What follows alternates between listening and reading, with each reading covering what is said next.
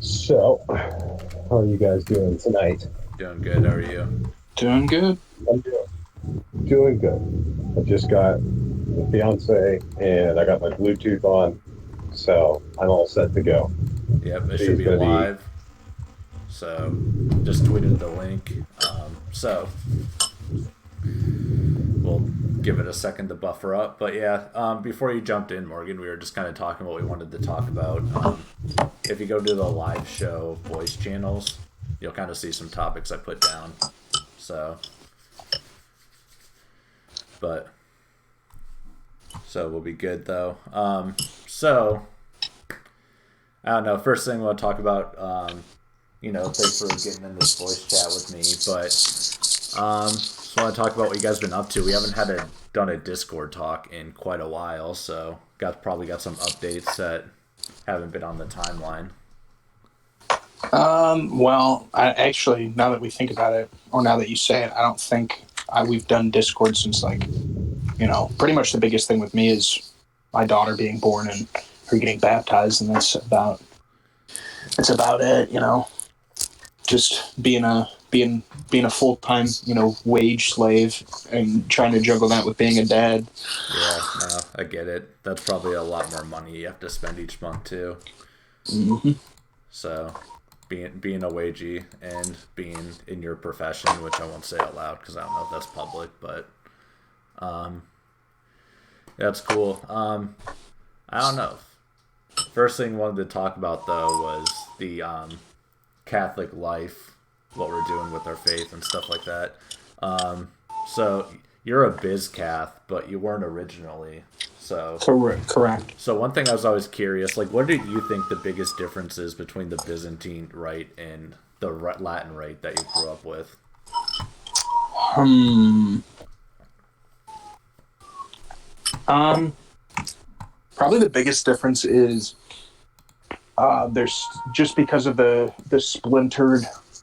No, splintered's probably not the right word, but like the ethnocentric aspects of the Orthodox Church and or Eastern Rite churches, like the Orthodox Church, and it's prevalent in Byzantine Catholic churches. So people have kind of a height, at least in America, they have like a heightened sense of their cultural and cultural identity, cultural heritage and stuff like that, like cooking ethnic foods and stuff. So, I mean, there's a big thing on that, like, and just tying that into the religion itself, being proud of like your Catholic heritage.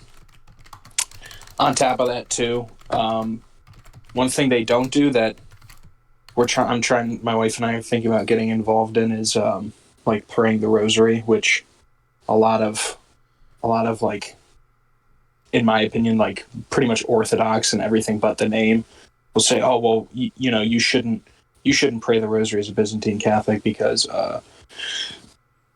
it's not your faith tradition. I'm like, yeah, except, you know, it's not like the promises of Mary aren't made to just Latin Catholics. Yeah, and It's beneficial to everyone. they're also based. So Yeah, exactly. So that's yeah, one thing we're gonna try and get involved with and like start up at our parish as like right.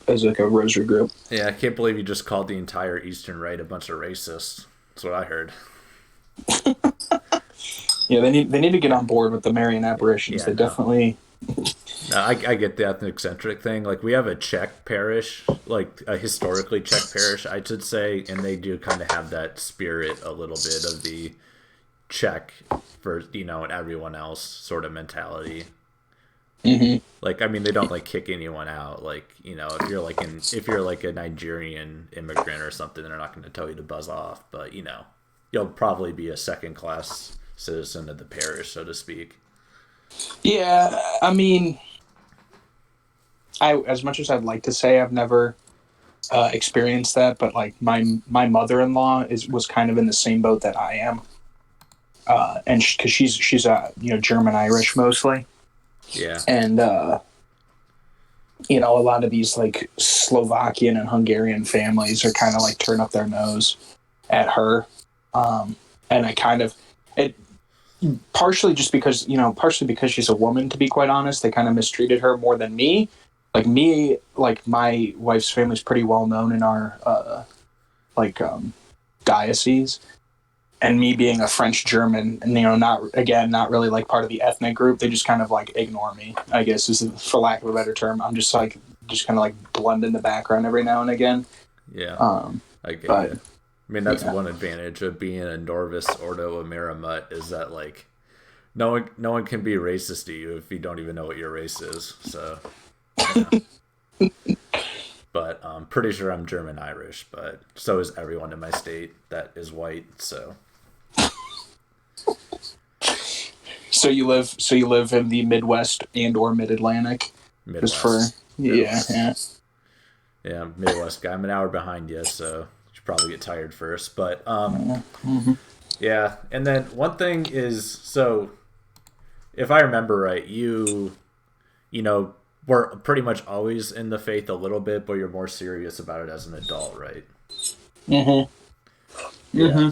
So yeah, I was born and raised Catholic, but I converted at 24, so to speak. That's how I describe it. But yeah, Yeah, but, that's pretty accurate to my experience as well. yeah. But I don't know. The one thing that we were going to talk about though is the online Catholic Church, so to speak. You know, on Twitter and elsewhere, and what we thought about that. And I don't know about you, but it's just a completely different animal. Like when you compare it to the offline, just like, oh wait, the people are way different. Like if I talk about stuff online to like my normal people, like they have no idea what I'm referring to or talking about. Yes, I would say it's kind of. I mean, Twitter, though being worldwide, kind of like affords you the opportunity to basically select. I don't want to necessarily say like the best of the best because it's not a competition game, but like it certainly gives you like we'll take for instance, you know, someone all three of us follow, like Josh Jennings. He lives in Florida, but then like I'm sure each one of us also has a mutual that lives in Canada, and like everyone has a mutual that lives in like England or something like that. You know what I mean? Right. Or like someone that lives in Texas. It's like so you have like a good population of people that like know what you can have these like kind of like higher bigger brained conversations, if you will. Right. But Yeah. like they might be the only person in their group. Right. Yeah. In my old real life. account, I was popular with Brazilians. I remember. Brazilians. Yeah, I like being like a when I was Catholic Piccolo, having like a DBZ based name was really popular with the South Americans and Brazilians and stuff like that because they just love that show. But yeah, one thing I've noticed, it seems like for me anyways, like you'll find a bunch of people that know about like weird esoteric stuff. But then when they talk about like people that like grew up in the church, like going to all the Life Teen stuff and stuff like that, there's a lot of like basics that it just seems like they don't even know. That's from my experience, so to speak. Like people know a bunch about like weird esoteric stuff, but then like a lot of like kind of what is considered like basics to like normal Catholic culture is just like not there, or like stuff that you would expect to know that you don't necessarily. Yeah. There's kind of like a name it's like I think some of those people are either in the process of like moving out of, or like they were really allured, basically they were like allured by the aesthetics of Catholicism, which is like, it's not in and of itself a bad thing, but it is a bad thing if that's like as far deep as you go, you know what I mean? Yeah, like beauty is great, but there's more than that, and beauty's to draw you in, not to leave you there. So you're totally right. Yeah, it's like, who was it? Like, isn't, I think, if I'm not mistaken, like Owen Cyclops. Like, I don't know. Like, I'm not trying to call him out specifically because I like his account. Oh, he's but I'm pretty sure, like, didn't he say, like, I mean, I don't know whether he's confirmed or not, but I thought I remember reading he was like, yeah, basically, like, Catholics bullied him into, like, really looking into. Like, I know really what you're talking about. I can fill in the blanks. Yeah, so basically he tweeted that he's converting to Catholicism, or is, but he's but he said this publicly, so this isn't gossip. Like that he was still in a physical relationship with his girlfriend slash fiance, so he's looking for an expedited marriage. Mm, In I see. response to the question in the chat about the Jay Dyer Owen Cyclops stream, I haven't watched it yet. Usually, like I listen or watch stuff like that while I'm playing a game or something like that. So next time I'm playing Destiny 2 or something, I'll probably take a listen to it. I've never interacted with Jay Dyer though at all for the most part. I know he's kind of an orthodox guy with a negative reputation, so to speak, but I don't really know much about him. Who, Jay Dyer? Yeah. Yeah, I haven't like read his stuff. I haven't really. I've never followed him online. Basically, the only thing I know firsthand is that he used to be Catholic. I've heard some people say he used to be the son of a contest. Again, that's not the gospel truth. That's only what I've heard. Um, and basically, like that's why some people are like, "Oh, Catholics should take what he says with a grain of salt," because he wasn't, he wasn't even in union with Rome when he was a Catholic. Oh But yeah, I definitely wouldn't. I'd put a mountain of salt on that. Like, did you say it was a Say David contest or do something else? that again, that's only what I've heard. I've heard people say he wasn't even in, like when he was a quote unquote Catholic, like he wasn't even in union with Rome, like he was in a regular church. Hmm. So Yeah. again, that's not like the gospel. It's only what I've heard. I didn't really. I try not to give people like him too much credit because I feel like he goes too much on the offensive, and like I don't know. It just seems like it's not worth it because orthos and Catholics are really ought to be getting along more than they do. Yeah. Well, I mean, ultimately, Orthos, Protestants, and every other religion in the world you want to extend it, like, we're the end goal is that we're united, and even in our discourse, we do have to remember that, even though Right. some of the obstinance and the things you get is extremely annoying, and sometimes you just can't even talk to them anymore. But hope that someone else waters that seed you might have planted. Right. Right. I mean, you think about someone. I mean, someone like C.S. Lewis or someone else that's like has like a really famous kind of conversion story. It's like, do you honestly think like the first time Tolkien like talked to C.S. Lewis, or really the first person to ever talk to C.S. Lewis about religion, like I highly doubt that person walked away saying, "Yeah, I bet you that dude's going to convert." They're probably like, "Holy smokes!" Like, thank God I was born Catholic because that guy will probably never become a Christian. Right. So I guess that's more of a thing to other people is just don't be discouraged if you want to be a good witness to someone. Right. And I don't know, for like me, like 2 years, like, so I've been an active Catholic for about a year and a half now. But yeah, 2 years, even like, I don't know, maybe like, I'd stretch it maybe a little farther than that, but like 3 years ago, someone was like telling me, like, oh yeah, porn's bad, and like, the full realness of God. Like, I was maybe a deist or agnostic, but like, it wouldn't even register. But like some of that stuff maybe said to me would work out later once my heart changed, so to speak, and made more Right. sense. So, Yeah. but Yeah. I also had a catechesis where I never heard of mortal sin until I was 24. So, and You've never heard of mortal sin, you said? till I was 24. So that can kind Yeah, of, I think it was it wasn't until I was like in my like mid to late teens, so kind of later. Yeah. I mean, that kind of is a time that makes sense to introduce it. It probably does earlier, but if you do it the wrong way with someone young enough, I think it'd be counterproductive.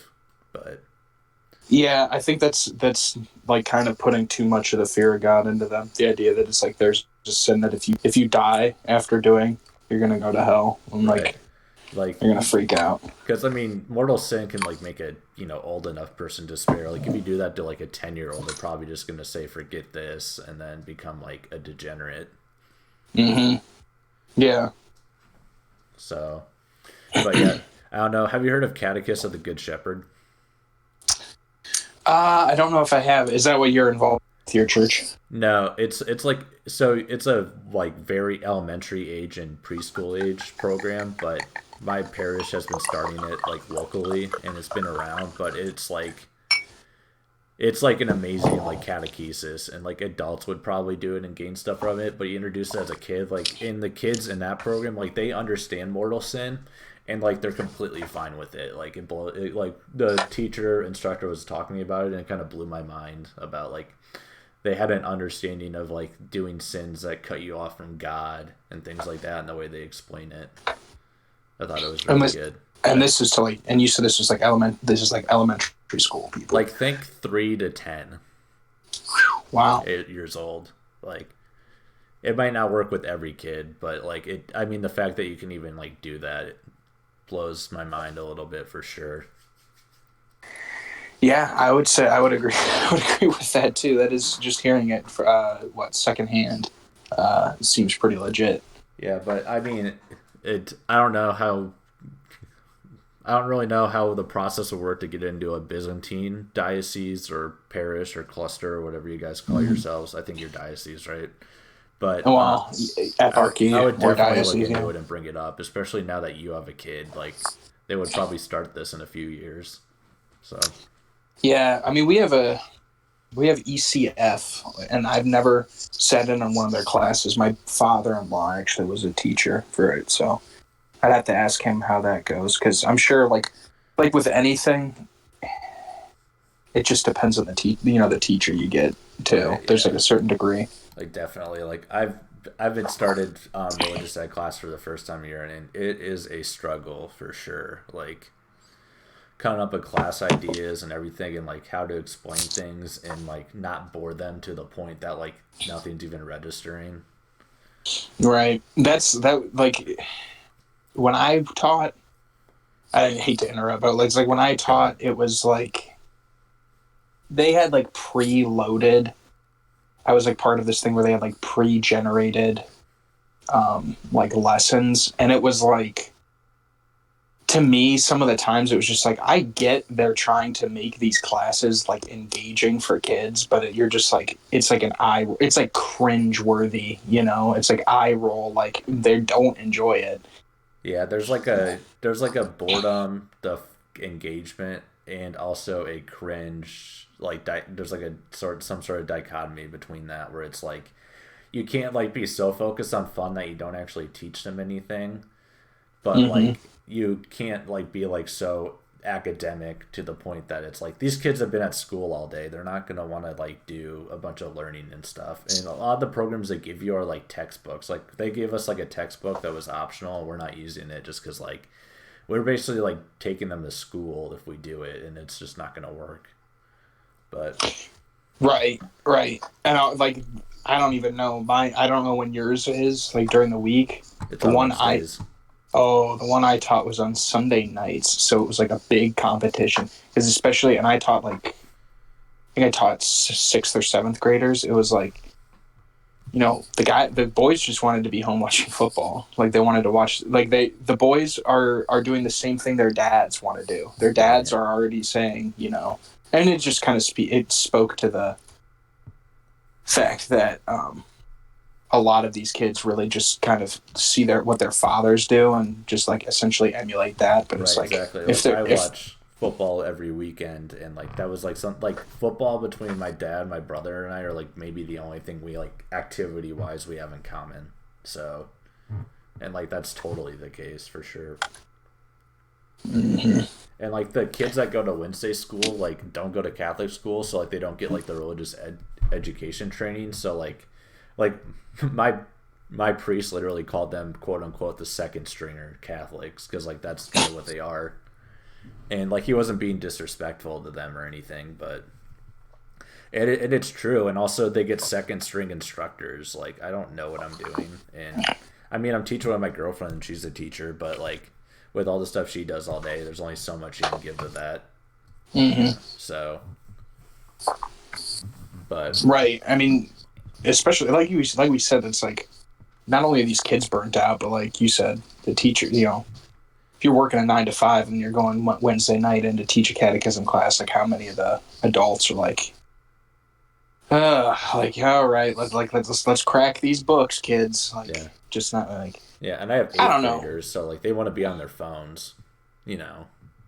Like Hmm. they don't really like get on their phones and things like that, and then you have to like lesson plan every week and then do a class. Like there's only so much bandwidth you have for that and skill too. Right. Especially for me, like I'm a shy person, so like that's like awful for me. But Well, the big plus is the younger you are as a teacher, the more kids think they can, feel like they can relate to you. So like it's a big plus. yeah, Like if these kids don't really want to like listen to their parent, if their parents are like outsourcing their religious education, yeah, it's like, well, yeah, it's like it's why would you listen to someone the same age as your parents if your parents aren't even going to bother teaching you? yeah, But if it's it's like, someone close to your peer, yeah. so that's totally like Deuteronomy chapter 6, where like like Moses literally like paraphrasing literally says like if parents don't teach your kids the faith, they're not going to have it. It's going to erode away. Hmm. And we're Yeah. like in like people that are millennials, like we're most of us are like late millennials in this chat. So like or like early Gen Z. Like we're like two generations removed from like outsourced catechesis, and the church is the way it is because of that. Like don't like for sure. But yeah, if you're listening to this, like go read Deuteronomy chapter 6 later, and it'll be like if you don't teach your kid the faith personally, they're not gonna have it. Like that's part of the reason the Old Testament, like the first son is like so important because like the father gives the knowledge and like the sort of like religious ritual rites and the inheritance in general to like the first son, and then he has to carry that for the rest of the family and so on and so on. And so like the first son writes, and if it doesn't get passed down, like the family falls apart. So Yep. I mean, it's about the way it goes. I mean, and two, what also has been compounded is like the less you teach your kids, it's like the less if they still are with the faith, the less they can teach their kids. So it's like right. you can't give something that you don't already possess. It's like I Right. can't, you know, I'm if you listen to me on this chat, like you're only gonna take away like the knowledge that I have. Like Yeah, you're not gonna. and you'll retain maybe 5% of it. Yeah, yeah. So you're already fighting an uphill battle with that, and um, the less you teach your kids, the less they can teach their kids. And it's no surprise to me that we have dioceses that are hemorrhaging attendees. And basically, in my opinion, that's the reason. Like, it's one of the reasons because I'm a conspiracy theorist, not, but it's one of the reasons. Like the USCCB, and this only came across my mind when I saw British people actually tweeting about like how Poles are leaving the UK, and they're like, it's kind of sad to see them go, like, but it's nice that it puts the pressure on the bishops to actually evangelize because bishops had been basically promoting immigration of Catholics so it could bolster their numbers. So it's like, in my Right. opinion, the USCCB is like, well, yeah, we'll import like however many million, quote unquote Catholics that come from Central America, So it's like, that'll. yeah, we've gained like a 10% increase in Catholics, but you actually lost 5% of your people and then imported 100% immigrants or something like that. Yeah, exactly. And like I'm not trying to talk shit on like the Central and South Americans here, but I don't think there's any statistics to back up that my or to back up the claim that these are all Catholics. I'm pretty sure the statistics would back up me saying that they're as bad, potentially worse in some cases than Americans as far as like being Yeah, like really lax. I'll jump to that real quick, but I don't know if you guys remember like the numbers that came out where it's like out of the 80 million Catholics or whatever it is in the United States, that number's probably wrong, but this number's right. Like only 7.9 million Catholics go to confession once a year and attend mass weekly.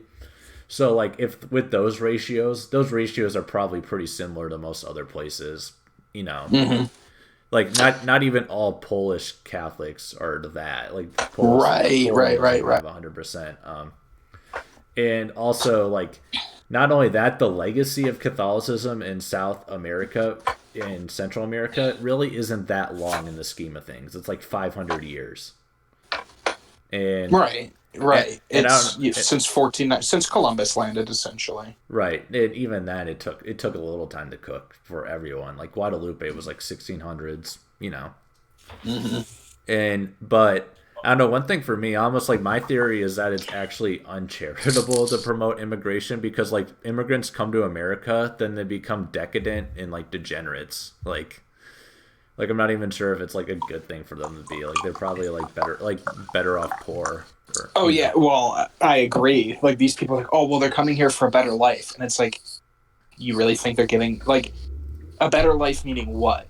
More access to things they don't need? Like they're like, well, all they have is like they can barely get like clean water, and like they don't have like that much. They don't really have that much access to food, and it's like, yeah, that's not a great thing, but if you work to improve that, then that country is totally livable. But like yeah. it's like you see the migrant crisis in Europe with these Syrian refugees. It's like quote unquote refugees or like these people from Somalia and stuff. It's like, well, they're really after like these iPhones and like social welfare programs. It's not like And they're, like like strip clubs and yeah, exactly. It's all every that other it's, vice of the world in the American way, so to yeah. speak. Really the American way is really just being able to have your personal sin and not being judged for it. I mean, that's really what that's what we think freedom is. I'm Yeah, free to commit whatever like sin I we want. basically think freedom is license and enablement, Right. and we also think the same thing for love too. Love and freedom, totally the Yeah. same way we Yeah. think about it. So it's like if you don't accept me, like if you're a kid, it's like you don't accept me as being like a trans man, even though I'm a female. Like you don't love me, mom and dad, so to speak, like stuff like that. Oh, 100%. Yeah, 100%. but Morgan, your volume's low, just so you know. So you were trying to talk. Yeah. Oh, I just assumed that was like feedback from your TV or something. Yeah, Morgan, I'm sorry. Go ahead. Can you guys hear me now if I speak up? A little Yeah, bit. it's coming through kind of faint, but yeah. Yeah, chat. If you have issues, please type it. Otherwise, you can talk, Morgan. How about now? Still That's faint. better I for you mean, guys. it's still faint. But I don't know. Just work on that, Morgan. Either way, someone said it in the chat. Brought up the synod, the Amazon synod. So I don't know. Do we want to touch on that briefly? Um, whew. I don't know. I don't know about I my don't know whole. about you or Morgan. I don't know that much about it, to be quite frank. I mean, I I mean, we know. can talk about it, but if you I guys don't want to know. Like, I just take wanted to point, touch on it briefly. My position on the synod is that like I think it's getting a little bit overhyped online, and in 50 years, it's probably not going to be that big of a deal, and it's going to be forgotten. But there is it does highlight the issues in our hierarchy for sure. But I personally haven't learned anything new with that, so it's just kind of like I'm not going to let that scandalize me or anything. So, and then as Morgan's still in the chat, I want to see what he says before I say my piece because I don't know much. No, yes, maybe. yeah, I'll let him work on that. But I remember I was talking to you, Vassal, about the galaxy brain person that went to a prestigious Catholic school talking to me about it, and now I couldn't really fully properly reiterate what he said to me, but he's like an academic, he's in circles, and he'll probably be like he might be a big name dude in the future, to be honest. But I won't say his name, of course, or what school he went to, and he basically, the way he talked to me about it, it's like, yeah, in 50 years, like this isn't really going to matter, and those scheme of things is going to be fairly insignificant. And like some of the worst of the worst they talk about isn't even really possible for them to implement. So, but it does highlight the fact that like the faith of some of the South Americans are questionable, and our hierarchy is, not the best. But we all know that. So, Yeah, glass houses throwing stones, so to speak. yeah, but honestly, my wholehearted advice to people like here is like, don't follow the news or read the articles about the church stuff until you really know your business, like really, really, really know your business. Don't even bother. Just like pray, Work on personal development. Like Yeah. that's all you should do. Like it's not selfish to do that. No, I would say on the contrary. I think a lot of people think it is, but it's like you think about these a lot of these people that are saints. They were humble enough to say like, well, I need to basically focus on my personal prayer life.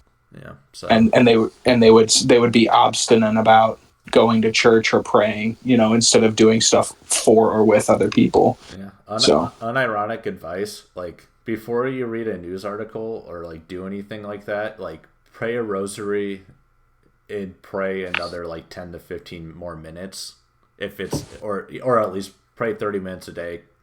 Rosary time can be included in that before like you just do anything like that. Mm-hmm.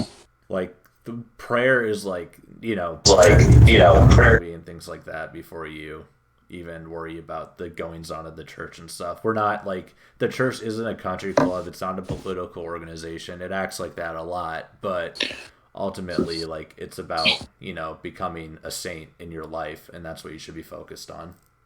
Definitely. So definitely agree with that. And then, so really, that's all I want to talk about with the synod. We're not experts here. We're not like it.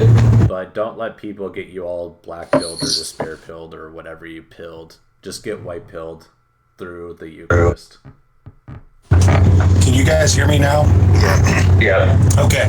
To everybody tuning in and hearing me, forgive me for all the background noise. I'm in the midst of a drive right now.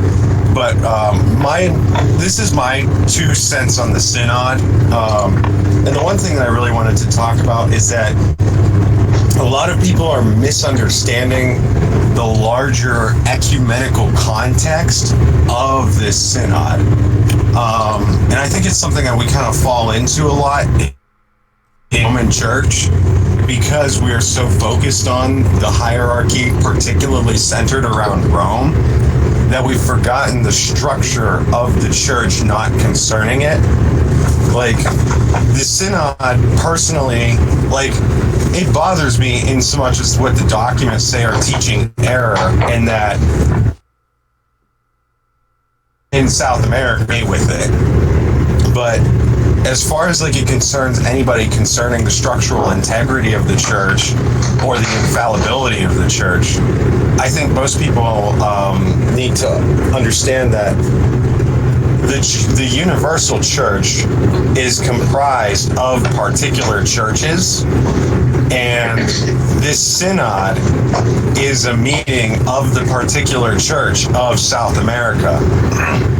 And what we're experiencing right now is honestly, there's nothing that really the Holy Father can do because it falls outside of the bounds of papal infallibility or really any sort of hierarchical structure to stop the meeting of bishops. Particularly in the context of a synod. It's not even like this is an ecumenical council where they're trying to define some doctrine. I think. Go ahead. Sorry. I was just gonna say. I'm glad that you explained that because I wouldn't reach that conclusion on my own. Like that's why I was kind of hesitating to talk about it at all, was because I didn't know any of that. So I didn't want to go in, like jump in and say, "Oh, this is bad, this is wrong," and then, you explain it in a way that actually makes sense. Right, and that's why I just so you know, Morgan, I'm muted you because of an echo. I'll unmute you in a second. But that's why I'm just like, don't read the news, like don't care. Most of us aren't smart enough or knowledge enough to figure it out. We're just gonna confuse ourselves and like make ourselves despair an accident or something like that. Like it's foolishness for the most of us, like our lowly peasants, so to speak.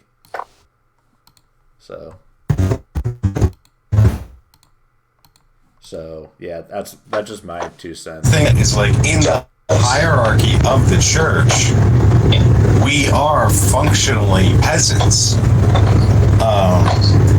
You know, this is not something like, when we are concerned, you know, I don't mean to sound like I'm counter signaling the trads, because, you know, they do a lot of great work. We like the trads. But We like the trads. yeah, this is the incessant Taylor Marshall, Michael Boris, always harping on what Rome is doing, is like, Rome sucked ever since the beginning. Like, I'm reminded of the story of a priest in France was trying to convert a Jew, and the story goes that the priest was making good headway, and then the Jew came up to him one day and says, "Hey, Father, I'm getting ready to go for a 6-month stay in the papal residences and staying with the Holy Family, so on and so on." And the priest was like freaking out internally, like, do you want to get baptized before you go? And the Jew said, "Nah, I'm not quite there yet." So 6 months goes by. Then the Jew comes back and he says, "All right, Father, I'm ready to be baptized."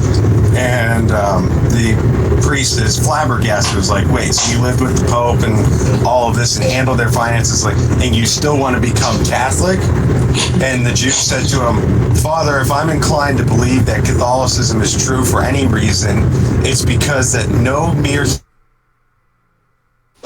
No, yeah, I can finish the story. I can finish the story. Yeah, you cut out. Yeah, you cut out, so I'll just finish the punchline, so to speak. So basically, the punchline is that if no structure that is so corrupt and incompetent that didn't fall apart almost immediately has to be under a divine grace and protection, is basically the punchline of that story, because I've heard it before.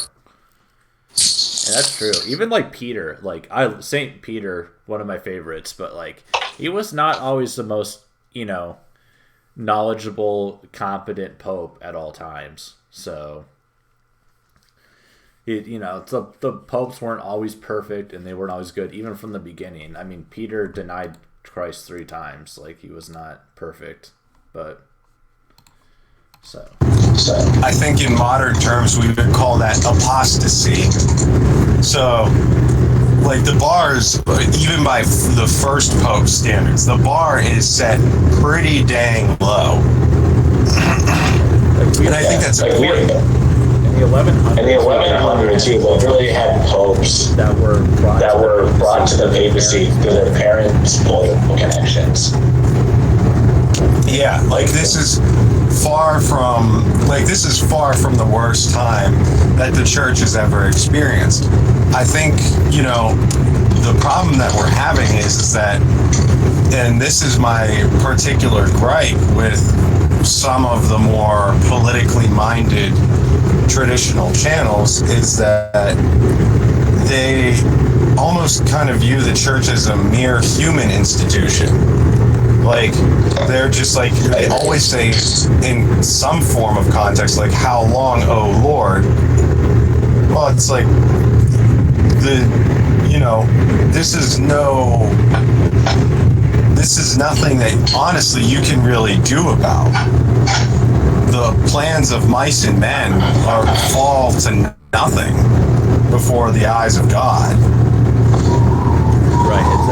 Right, exactly. And especially like conservatives, I definitely discuss this too. It's like, how can I push my political ideas to the church, or in effect, like, the political changes and outcomes I want, instead of what can I do to change my political ideas and human social ideas based on what the church has given us through its revelation and through the life of Jesus Christ. For sure. And I think, it's one thing, like, we forget a lot what Catholicism actually encompasses. And, it's kind of funny because, like, and I'm going to use this as a point of reference, but, like, one of the things that I get into a lot is, like, I'll look into cryptids and stuff that goes bump in the woods at nighttime, myth and legend.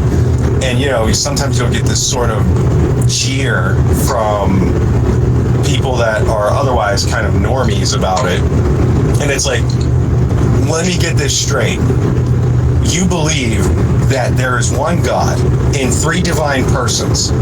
Holy three, but holy one. One in essence, being, will, intellect, etc., etc.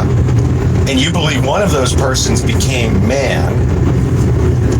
But the monsters are too much for you to deal with.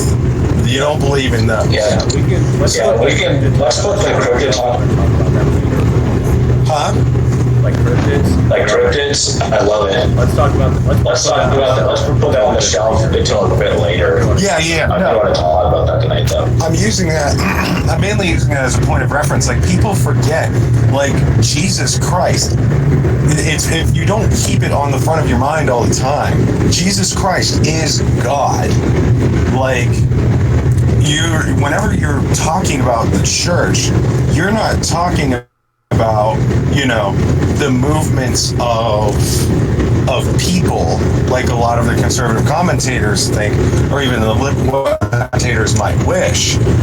You're talking about a cosmological interaction with divine being that moves in and throughout history to render things for his own glory.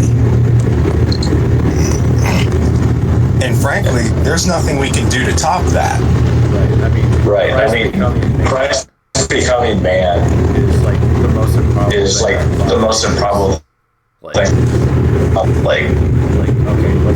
Okay, what's a Bigfoot then? I'm not sure I actually believe it, but it wouldn't really surprise me knowing the other things I believe.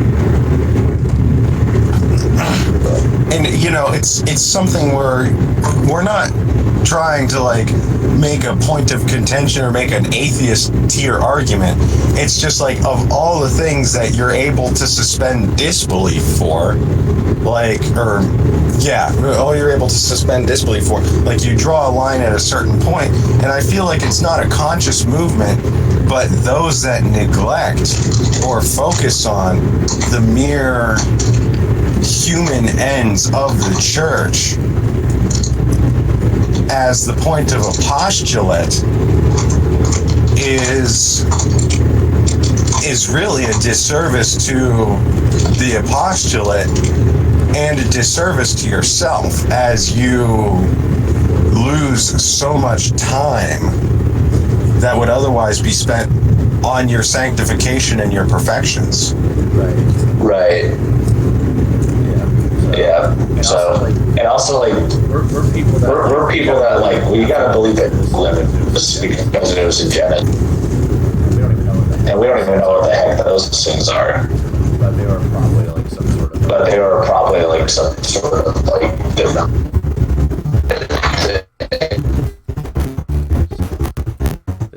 Morgan, I'm gonna have to mute you for a sec. But yeah, so sorry for that echo, guys, but like I said, Morgan's connection is weak a little bit. But yeah, given that he's currently transient, right? He's still driving. Yeah, he's in transit, so I'll unmute him now. It'll be good. But yeah, so there we go. But so back onto that. One thing I did want to jump to though is that we were going to talk about the professional Catholics as a scene and as a profession, so to speak. And I don't know what your thoughts are on that, Vassal. So I have mixed feelings about it. So I really enjoy doing things like this, where you have where you talk and have an audience. So I did a couple, I wrote a few articles. I did a few video recordings for, I don't know if you know Yayo on Twitter. He had, but I'm sorry. Sounds familiar, but I don't for sure. He had like a magazine that he would put out every now and again. He had like a few contributors, and I was one of them. So I would write for this magazine or for it. It was kind of fun. It was just like a volunteer thing.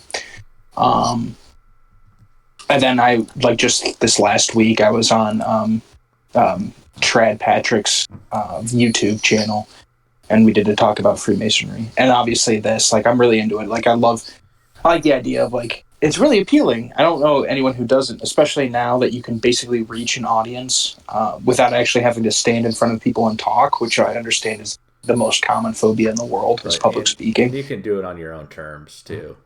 Exactly. But yeah, so you should link the talk with Trad Patrick in the chat maybe if you can, because that was a good. Yeah, sure. Yeah. I will once I finish this thought. But so like in that regards, like I really like the idea of talking about the faith, because it's it makes sense. It's really important to you. So why wouldn't you devote your full time? Why wouldn't you do something that you can support yourself on, and it's literally tied to the faith? I get that, but on the other hand, it's like the idea of monetizing God just feels a little off to me. Yeah, that's not where I come at it from. Like, there's an element there, but so one thing is that, so in this like era of YouTube, social media, we're kind of in an era of content, as like an account like Kantbot might talk about it or something like that. But like it is important that we have content that engages people and is bringing the faith and the gospel to the way that people are apt to receive it, which is YouTube, which is Twitter, which is Facebook, TikTok, even yada yada yada yada yada. You don't need like people that some people can engage with that's effective and palatable. And the one thing that a lot of professional Catholics do is that they at present point they understand that a lot better than the current hierarchy and priests do. The Catholic is a very slow moving. The Catholic Church is a very slow moving organization, just by its nature. And we have a lot of especially since vocations are low, the average age of our clergy and things like that is rising right now. And so there is a gap that these professional Catholic like YouTubers like Ascension Presents, which are some really good ones. Father Mike Schmitz for one is really good. That I'll throw out there off the top of my head. So there is that. But one thing that I do think, which you mentioned up with the money and things like that, is that I do think it's a moral hazard, and you have to be very careful if you're pursuing that and what you're pursuing it for. Oh yeah. More. I mean. Again, good guy. I've listened to his videos. I hate to like straight up condemn someone, because I guess I'm not really condemning him. I'll just get to the point. Like, I don't know. I don't even know who it was. I guess I thought it was like not Father. It was Dr. Taylor Marshall. They like were selling like the skateboards that had like the it was like Timothy Mary Gordon, which is Timothy Taylor Gordon Marshall's did. Co-host. Yeah, it's like I get it. Like. That was on one hand, it's like yeah, it's nice to be like, yeah, I want my faith to be so important to me that like my commonplace things should reflect the faith. Like everything I do should reflect the faith. So I get that, like that idea of wanting to incorporate the faith life into everything.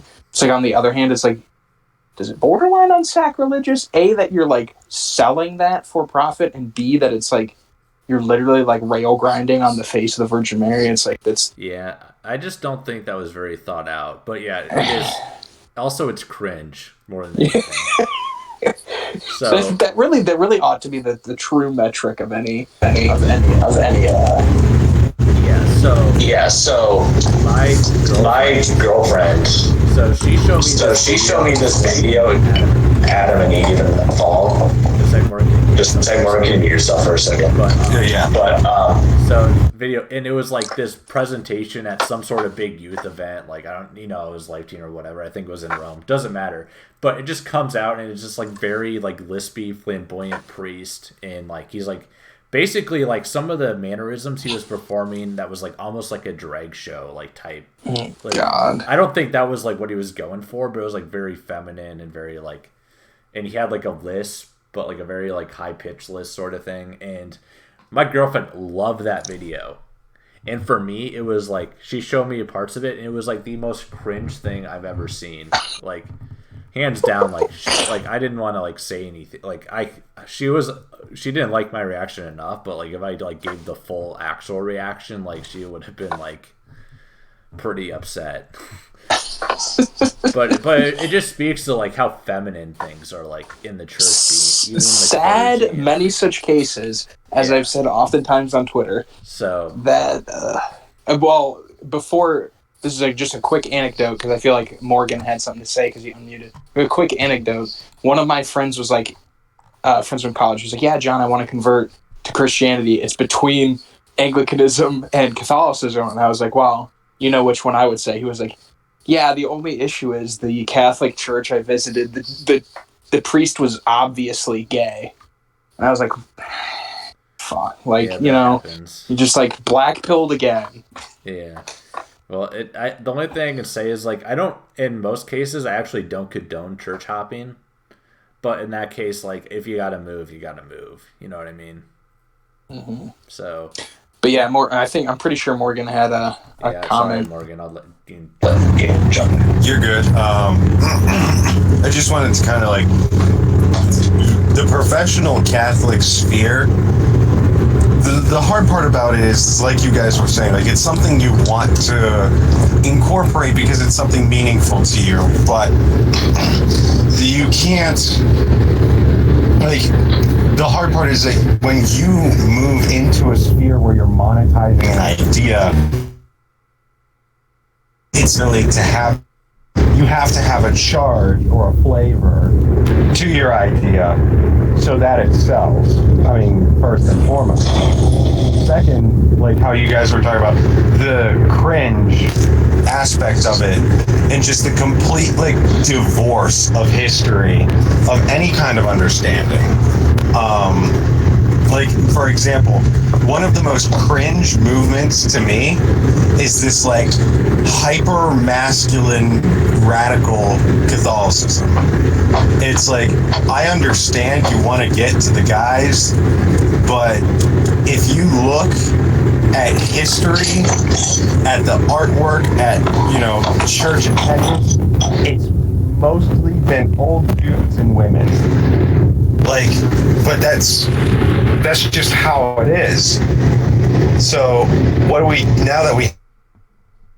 do? Well, one, dial back your masculine attack. Just focus on passing on the faith rather than blocking yourself into a particular worldview. Right. And then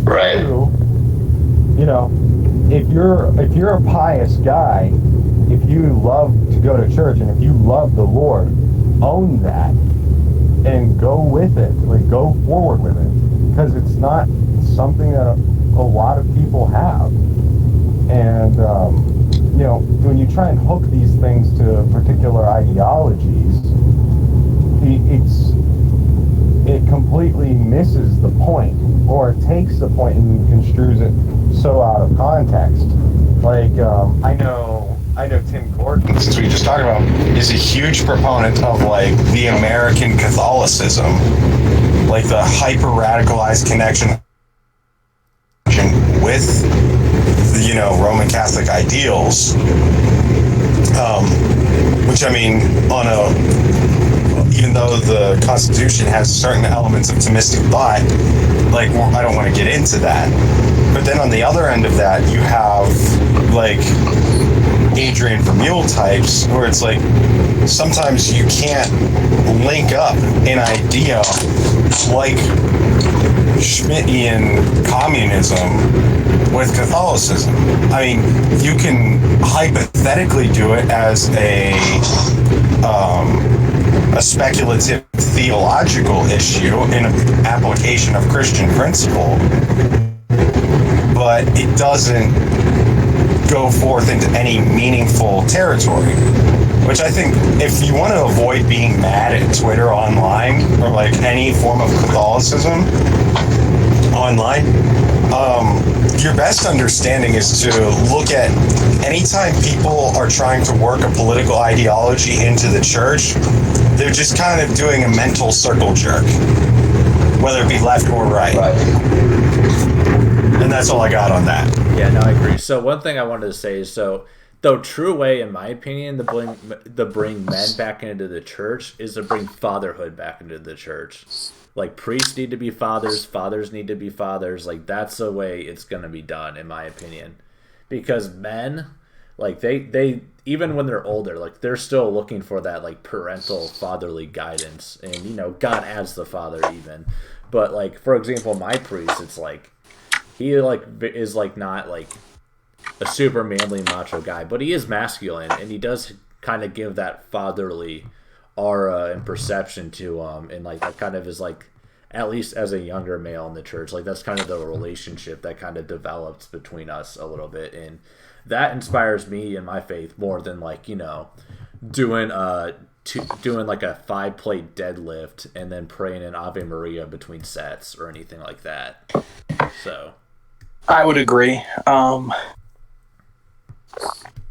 Definitely. I mean, I never really thought about it but I can see where, you know, you have people that are maybe either unsold by the link or even furthermore, like, feel like outcasts because they feel like, well, not only do I not feel like I'm Catholic enough, but now I don't feel like masculine enough to fit in. You know what I mean? right. So it's like, I get, like, the ideal man, like, quote unquote, the ideal man is a man that's like, if we were to build the perfect man, he would be like, an most people think insane like the shade. ideal man Catholic is Arnold Schwarzenegger with a rosary. Yeah.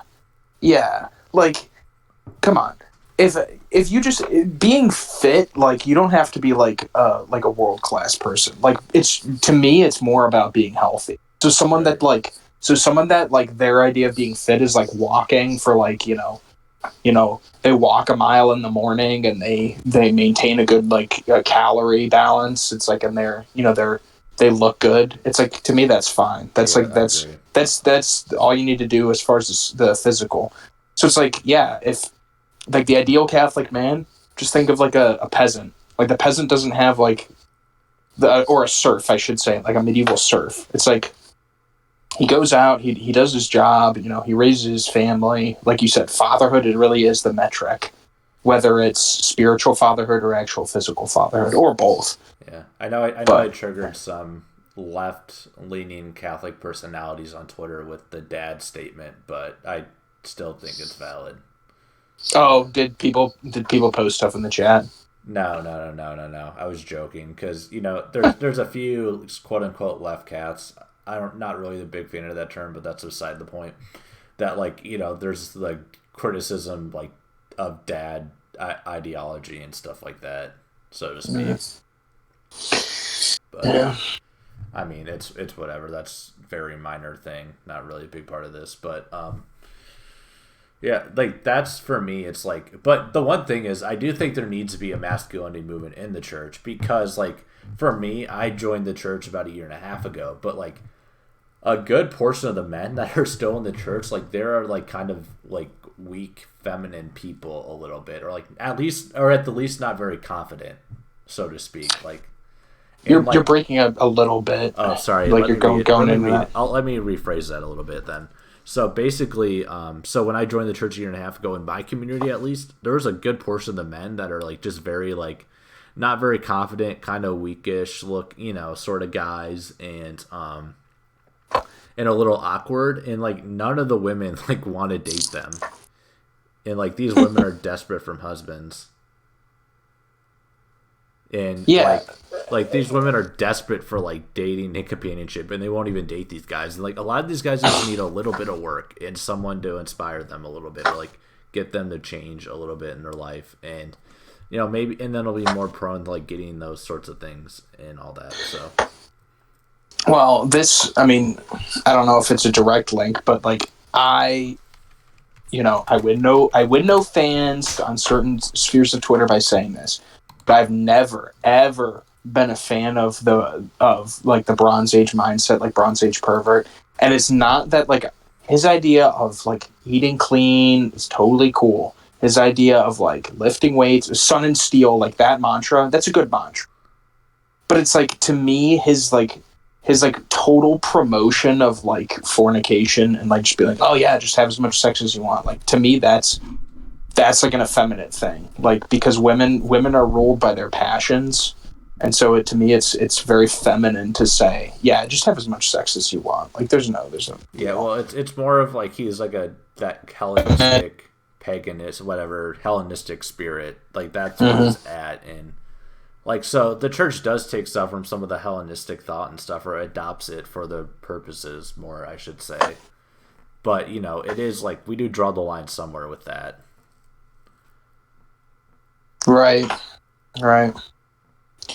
I mean, that was more just me getting on my pedestal and saying that's an account that I've never really, to be quite frank, I've never really cared for. Yeah, I bought his book, but I don't follow him, and I read it as a curiosity. And there's good stuff in there, like especially. Yeah, I'm not going to deny that he has good ideas. Like, he has a lot of good ideas, but it's just like people shouldn't be his disciples. What I mean. Yeah, I agree. Like, from a critique standpoint, definitely. But the thing about like if you're just all critique, like, or that's the only like thing that's positive about you, then that only goes so far. Mm-hmm. But I don't know. We could probably jump. Do we want to talk about the tents? now? I think Morgan has something to say about that. I think Morgan has something. Yeah. Sorry, Morgan. Like, this is just in relationship to some of the BAP stuff that you guys were just talking about. And this was something like I got involved. Oh man, you cut out. The hell up about it. Oh man, you cut out. And I restarted. I was just talking about like some of the BAP stuff. I floated around like the Lindy sphere on Twitter for a while with like Paul Scalise and Nassim Taleb. And what we kind of talked about was like a lot of the stuff that like BAP's idea leads to is homosexuality. And I mean, the reason for that is because you have an idealization of the masculine form, and that becomes your peak.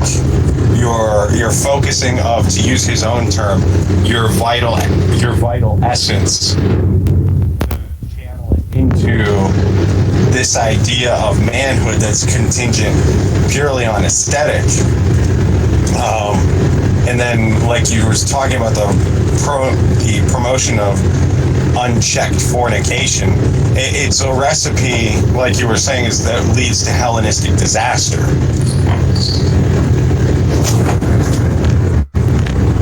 Yeah, I agree. Like, it is pretty gay.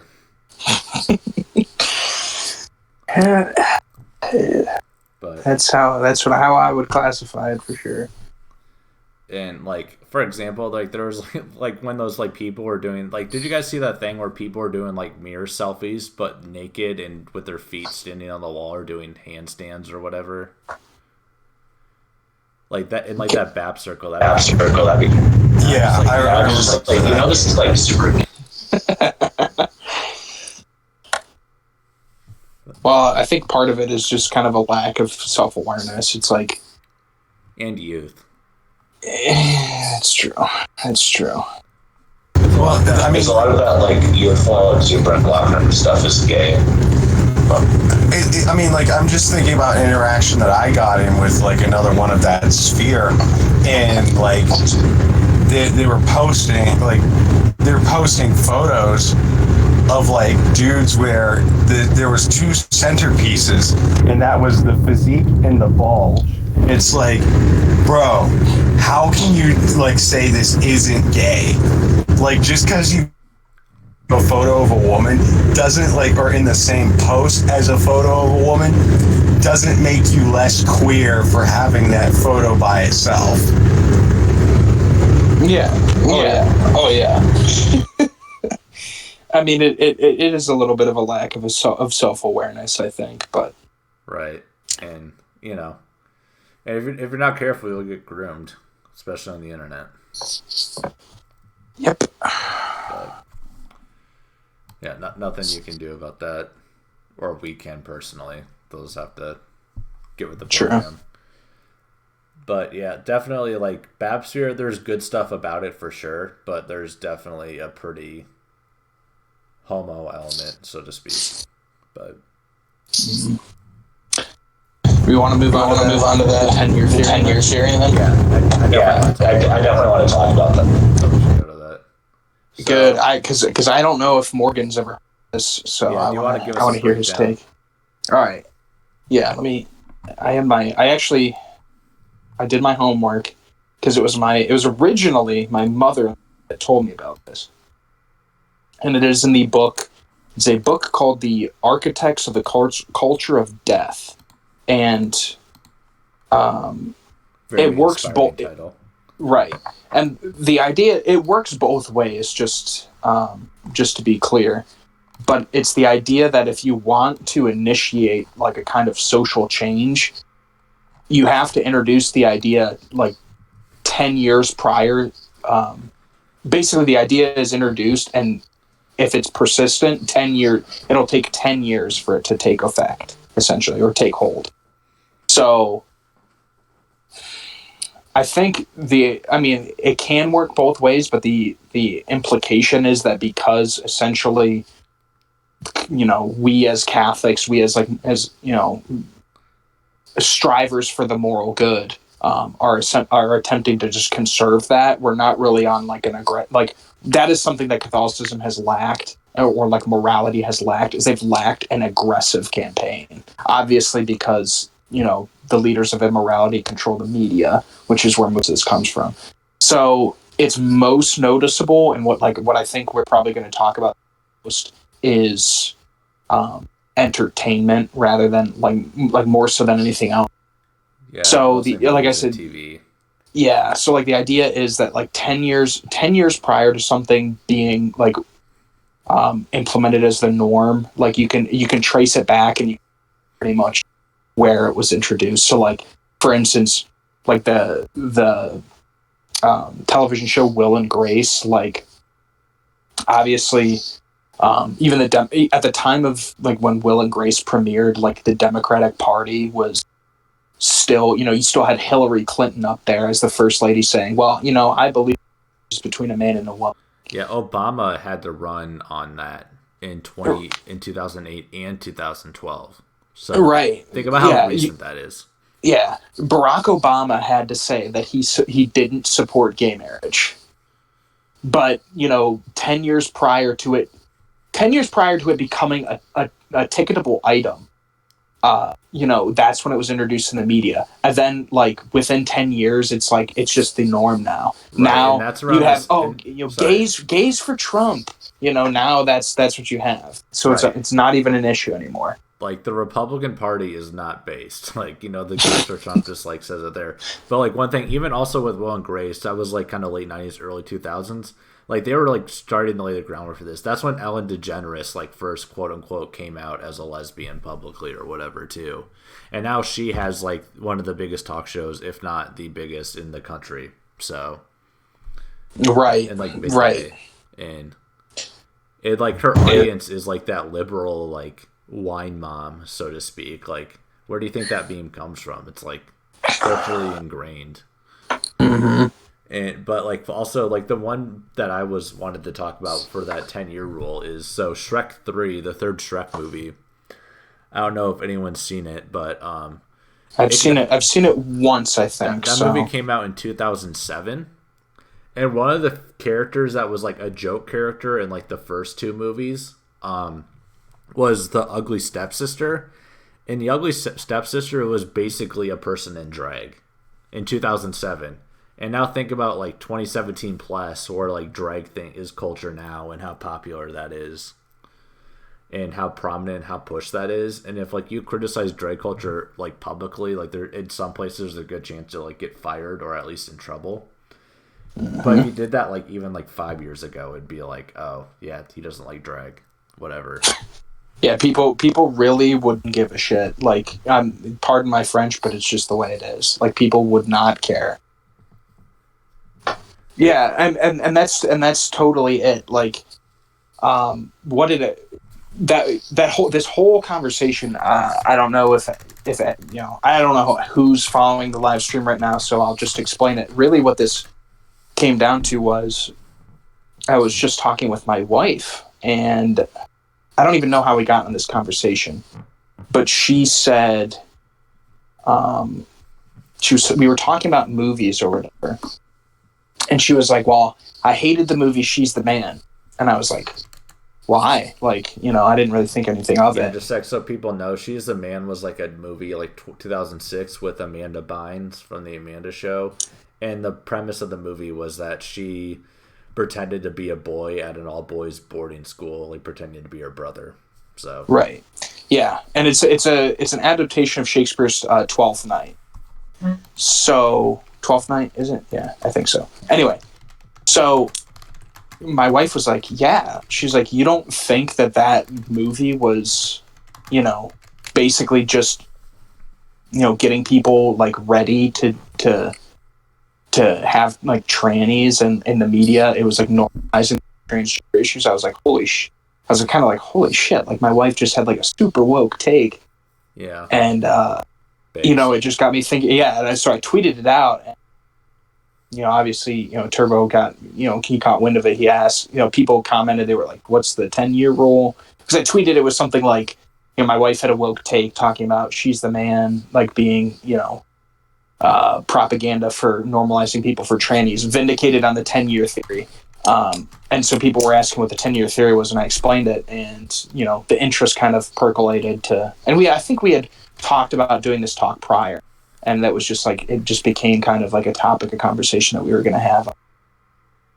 But anyway, yeah, like yeah, you just look at these things, and to me, the pattern it goes, I could be wrong on this, of course, but like just that, to me it seems like it follows a pattern. It's like the thing you want to normalize is you play it for laugh. So like you introduce like a character that has the trait you want to normalize, whether they're gay, they're transgender, interrace couple, whatever, you know and then you play that for laughs, and then ha ha ha ha, then you introduce it, and you half play it for laughs, and then you half like show them the way I called it, it's the sad clown. right, So you play it for laughs, but then you say like, oh look, like even though they enjoy being the comic relief, they also have this like this kind of like darker side where they're like, oh, I just want to be accepted, I just want to be normal, oh, and then you feel sympathy for them. Then it's not played for laughs. It's a dramatic thing, and it's not the overall premise of the show, but it's like a plot point. So like they have to talk about abortion. Oh my gosh, did you hear this woman got an abortion? Oh my gosh, did you hear this person's son's gay? Yeah. And stuff like that. Do you mind if I interrupt you about that? Sure, Because go like for the it. abortion thing brought something up. So I don't know if anyone here's watched Scrubs, but it was like Hmm? a comedy that was pretty popular like 10ish years ago. And Which one was this? I'm Scrubs, sorry. Oh yeah, yeah, it's like with Zach Braff, and yeah, yeah. it's like a doctor show, but it's a comedy. I actually liked it a lot in high school.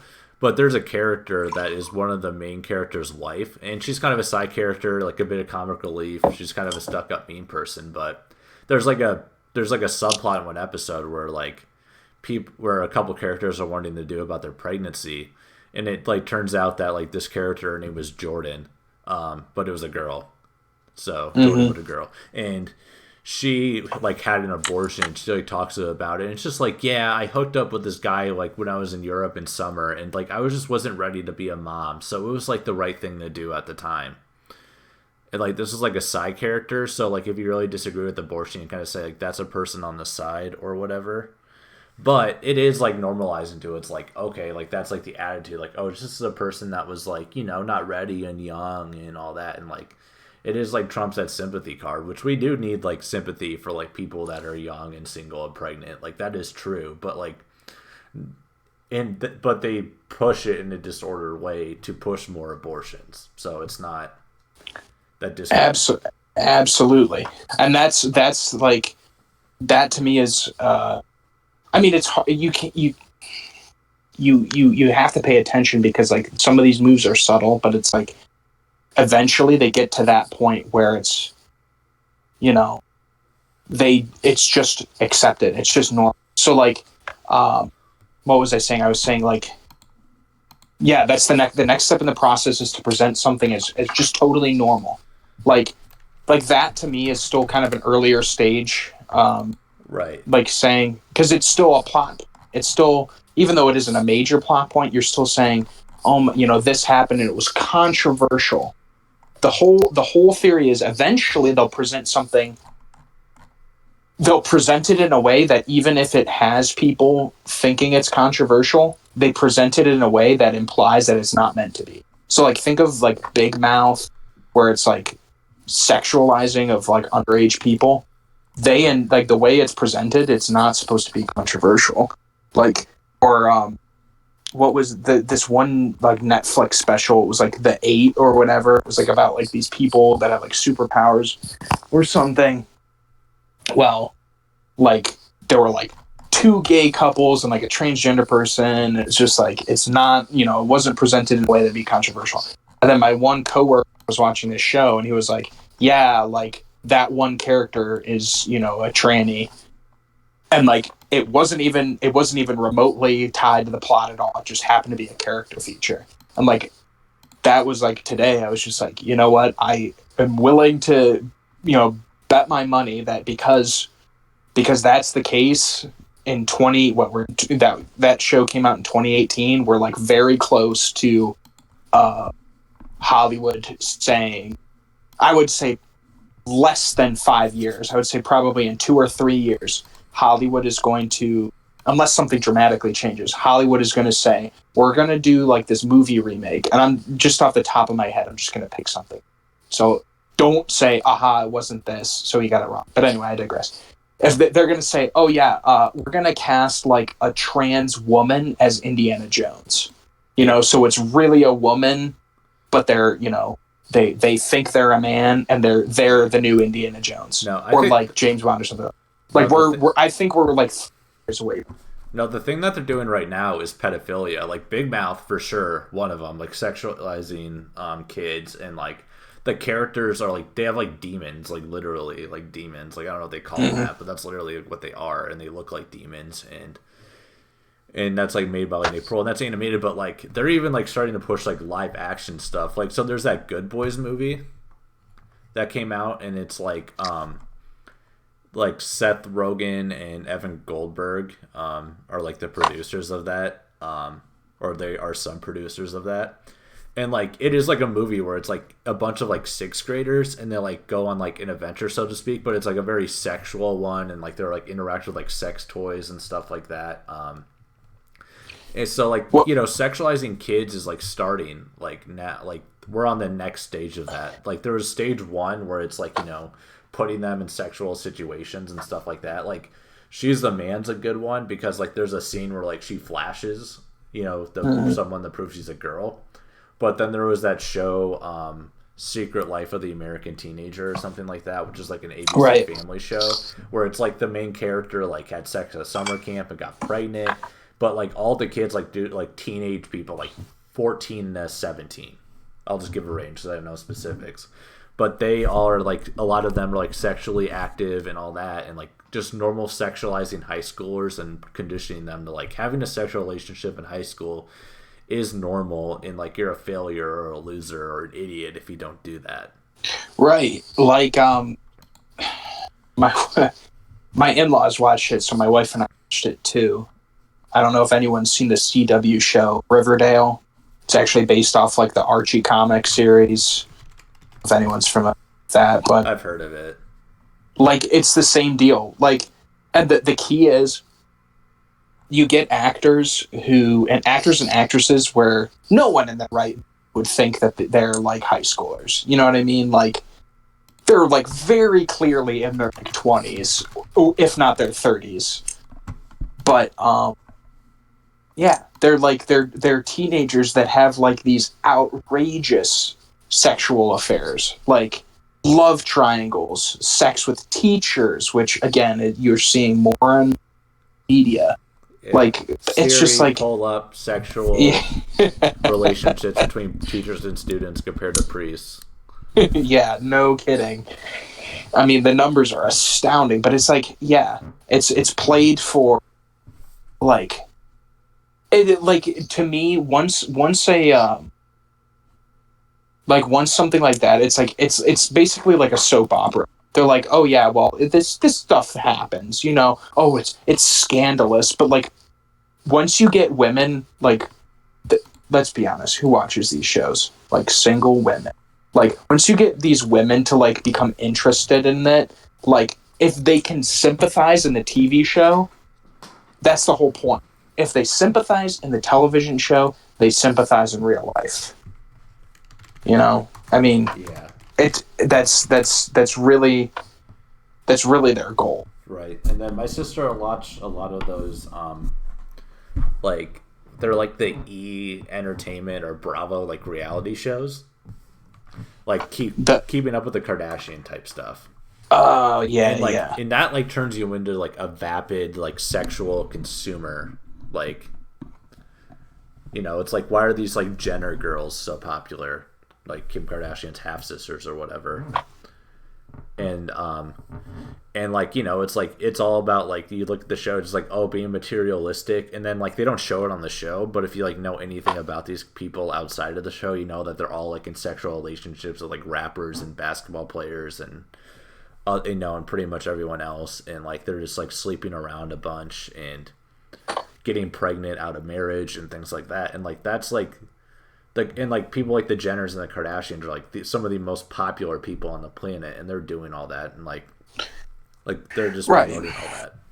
Right. And then people are like, oh, look at Kim Kardashian, she's such a great role model for young girls. Okay. And seriously, that's what the idea is. Oh, she's this great businesswoman. Oh, she's this great, like, she's this fashion figure. She's beautiful. She's poised. She has good opinions, like, whatever. Yeah, she started her own business, guys. Yeah, like, letting alone that her fame started by like having sex with an R&B singer on tape and then publishing it. Exactly. You took the words right out of my mouth. I was going to say, lest we forget, you know, the Kardashians reached notoriety because of their father. But their father, like, famously, basically, he famously distanced himself from O.J. Simpson because he thought his Armenian Orthodox faith was not compatible with the way O.J. Simpson handled the trial. So, famously distances from O.J. Simpson. How did they get notoriety after that? Yeah, Kim Kardashian slept with, what was his name? Ray J. I hate myself for knowing it, but... Yeah, so Kim Kardashian has a sex tape with Ray J, and now all of a sudden...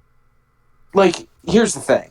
It wouldn't have been a big deal if Ray J has a sex tape with random woman. No, it's Ray J has a sex tape with a Kardashian. Right. Because people know that name. You got to go back a little bit too. So Kim Kardashian was like a friend and featured on the show and was kind of an assistant, so to speak, of Paris Hilton. And if you remember at the time, Paris Hilton was like huge. And you remember Paris Hilton had a sex tape and she got a lot of money and notoriety for that. See, I completely forgot about that. Kim Kardashian then took that copy of Formula to jumpstart a career, so to speak. And then now she's like one of the most famous, if not the most famous woman on the planet. Like really, like it really says it all there that a person whose fame started from having sex on video is the most famous person on the planet. Well, like I don't know. I mean, this is your live stream, so I don't know how conspiracy heavy you want to get, but go off. We're on the go off portion of the script. Yeah. So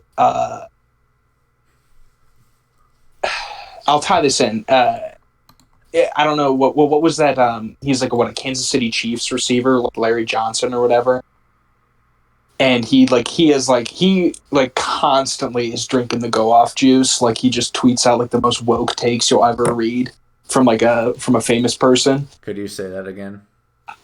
I think his name's like Oh, you're Larry talking about Johnson. Larry Johnson. Yeah, he was. Yeah, He was yeah. like a beast And he's running like, back at Penn State. And then for yeah. the Kansas City I thought he Chiefs was a for wide bit. receiver, but yeah, but like he tweeted out like basically anytime you see a celebrity that like overcomes some quote unquote tragedy, he was like, odds are they probably like basically offered that person up as a sacrifice. Yeah, I remember that.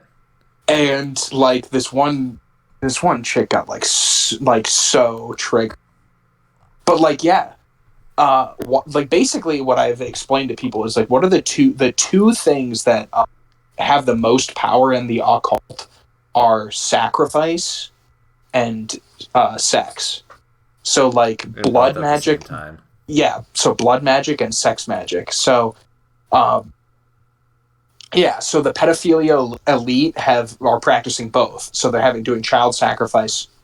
You know, they're basically having sex with children and then killing.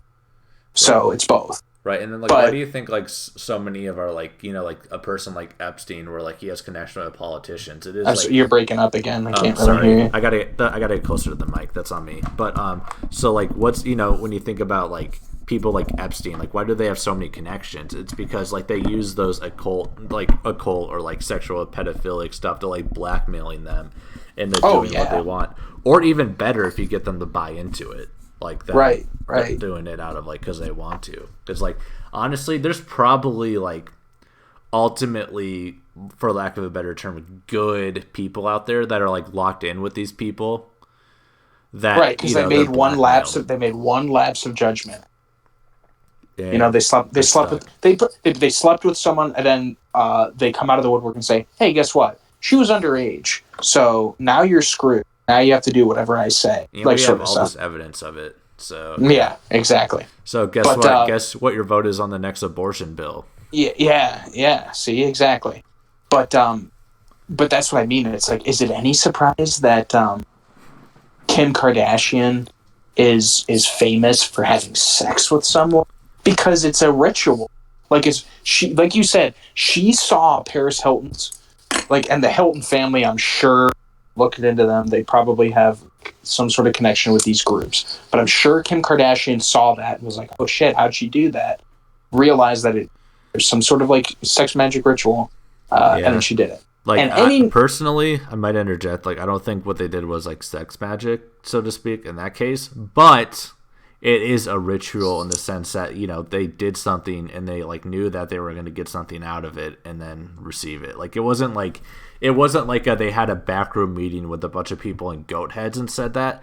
But like people that can kind of see how the game is played.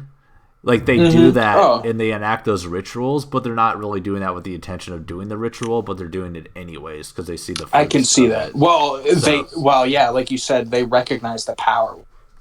And people listening who might be saying like, okay, how many drinks has Vassal had? Where the hell did this live stream turn? It's just a shot of go off juice. Yeah, it's just a shot of go off juice. But like really, like when you dig into some of this stuff, and I gotta link the Trad Pat video so people can listen to it. But like if you look at like Gnosticism, modern Gnosticism, the rituals of which were written by Aleister Crowley, it is like in Aleister Crowley's writing, who's a big occultist, he talks about the power of sex. And in these modern Gnostic rituals, which they are open to the public, like they'll basically invite people into these like their Gnostic rituals, which imitate the Catholic Mass, because they know the Catholic Mass has power. They twist it so it has a dark. They like the quote cake of light that they consume, as opposed to the Eucharist. The cake of light. Viewer discretion advised. What I'm about to say, it either contains blood from a sacrifice, so blood magic, as we said, or it contains human sexual bodily fluids. So, yeah, there you have it. I just Googled it, and like a lot of them look like pinkish or like dark brown Eucharist. Like a quick Google. So that adds up to me at least. Mm-hmm. So it's pretty nasty. It's not something that's like, it's not something that, like, if you're gonna do your research on your own, just know, like, basically, like, what I can say is, and I haven't gone down deep. You know, a lot of people that go deep into these rabbit holes are basically people that are into it. You know what I mean? Like, Or were and then into it. yeah, they were into it, and then they became Catholic. Excuse me. You know, basically that's it. They basically were either into it and then became Catholic or what have you. But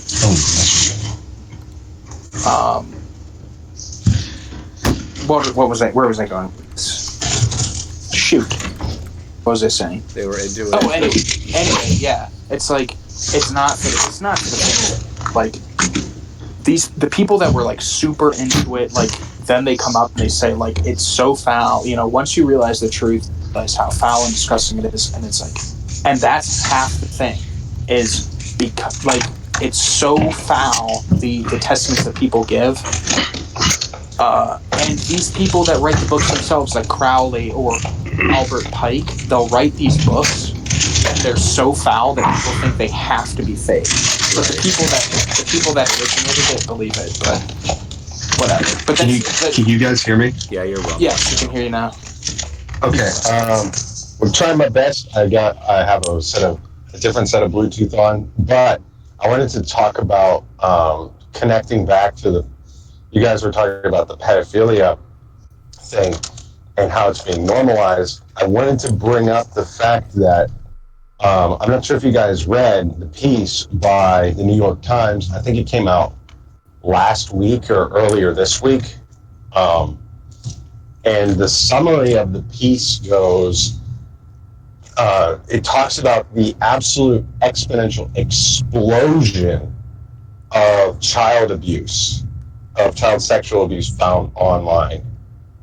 And like, do you mean I videos of it or like parents doing it? Videos. It was specifically linked to pornography because I saw a reference. To this article. And you said sexual abuse. Yeah, and you know, they could talk about how, like, for example, in 1999, I think they said there was 5,000 cases. In 2009, there was 1 million cases. Mm-hmm. And in 2018, there was 18.4 million cases. And they estimated that was 1/3 of the cases that actually were reported. Right. Yeah. Because you probably can't even take into account like certain deep websites and stuff. Yeah, and like the rise of human trafficking. We only know so much about that. So we're talking about like the mainstream media pushing, you know, the pedophilia and, you know, the sexualization of young kids. Like, when we're talking about, well, let's do some math real quick. 18 times 3 is 46. Like 46 million people. That's not a small number of the American population. No, that's almost.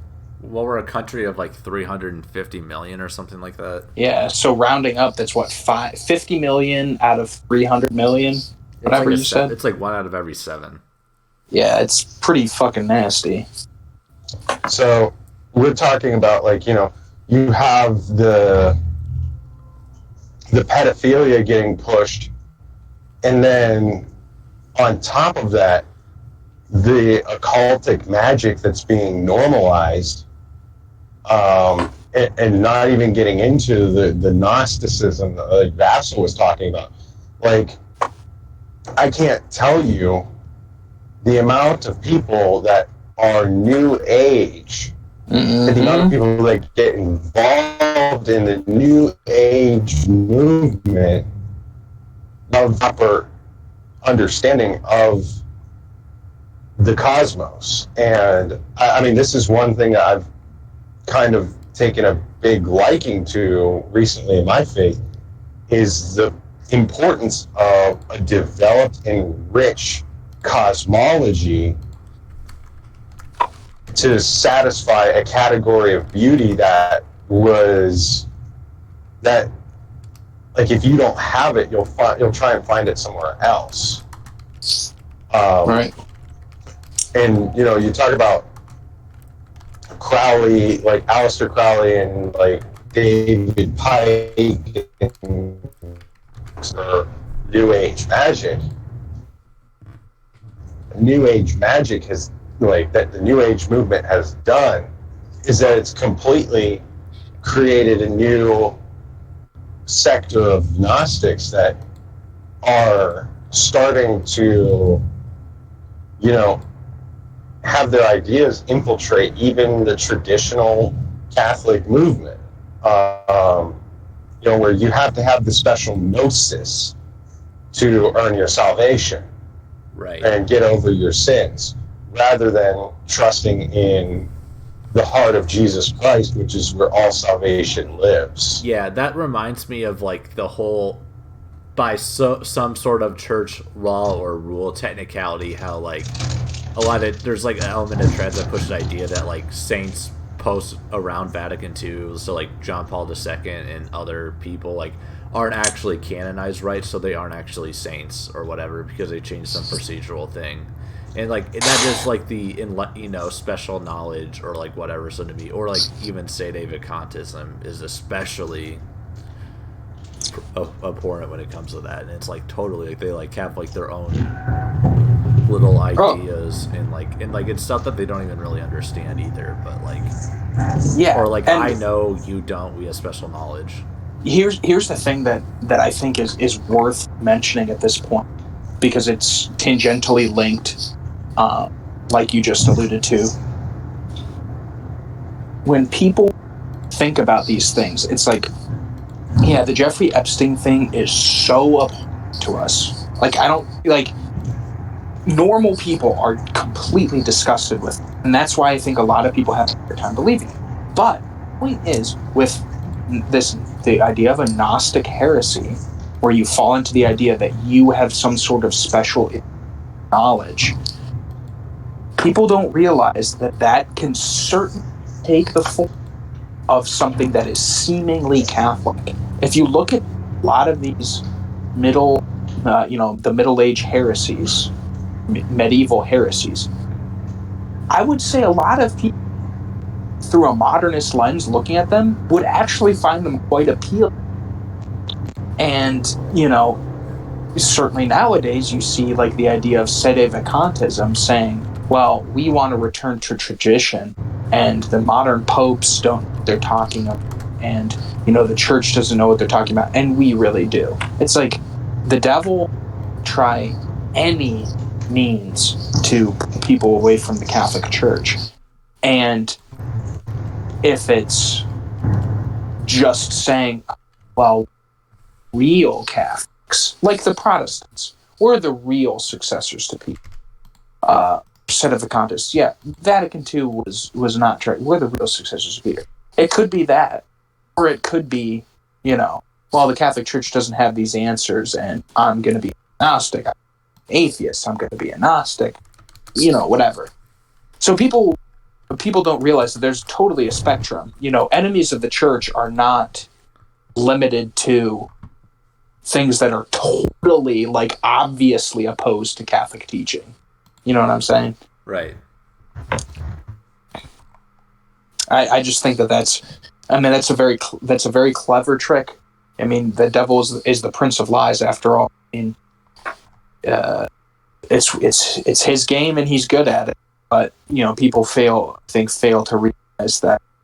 Yeah, like how accomplished he is. The thing about like demons and stuff is like they are way, way smarter than we are. Like we're easily tricked. Oh yeah. So they're much smarter than we are. A lot of people. You're breaking out again. Breaking up a lot, yeah. Yeah, we'll give him a sec. But either way, I'll jump into so yeah, the whole like Gnostic thing, and just like we brought up like with like trads and everything like that, are like there are an element of them that think they have special knowledge. But Back, Morgan. Yeah, I'm back. Okay, cool. You can say what you're gonna say. So I think it's what people don't realize is that the when we talk about heresies, particularly for one of like sedevacantism, where it's all about one issue, and they're like, oh, if we just get a good pope back, it would reunify the Catholic Church. We would finally rejoin the fold. And it's like, yeah, maybe, but you would fall into a different heresy of ultramontanism. And I mean, that's the heresy of one that every pope's fart is infallible. Like, the way I like to think about it is, particularly when dealing with the sovereign pontiff, is that it's necessary that you are under him. All right, you're breaking out again really bad, but I think we understood that a little bit, that like over pushing the Pope is, bad too.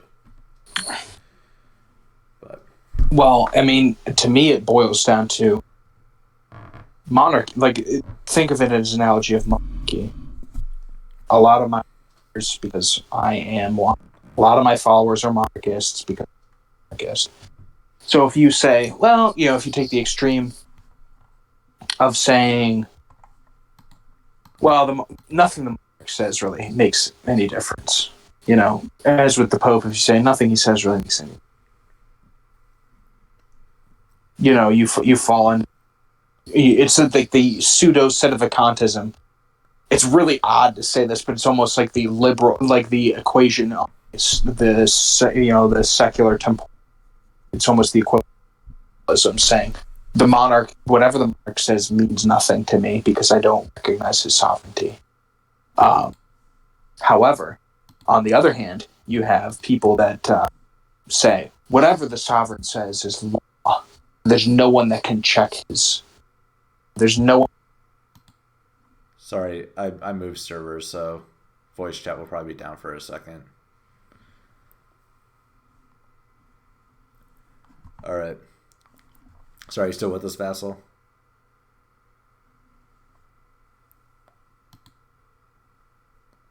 All right. Can you hear me, mate? Yeah, you're good. Vassal will probably reconnect in just a sec. So All right. So you can kind of continue. You were saying something. Did you make your point or about ultramontanism? Yeah, it's basically saying like people that are clinging to new heresies are clinging to heresy now are clinging to it as like that's their one issue. Like if we get this one thing fixed, everything will be all right. Not just because if it was just one issue, then it wouldn't be a stumbling block for you. Right. Like, yeah, it's like if you have like something, if the church did this one thing, like I would be a Catholic, like you're looking at it wrong. Or like it's like, man, Oh yeah. it's like, it's like the whole like, oh yeah, being a Catholic seems really cool, but like, they're maybe a little bit too nice to immigrants for my taste, so to speak. Or like, or they disagree with X held political belief, and then they're like, oh no, can't be a Catholic because of that. Like, that's not why you're a Catholic, is for like every world opinion, and for them to conform to your rules, you need to conform to them. I just went on probably a 5-minute rant and then realized that I was not in the chat. Yeah, sorry, Vassal. I tried to warn you. All right, Start over.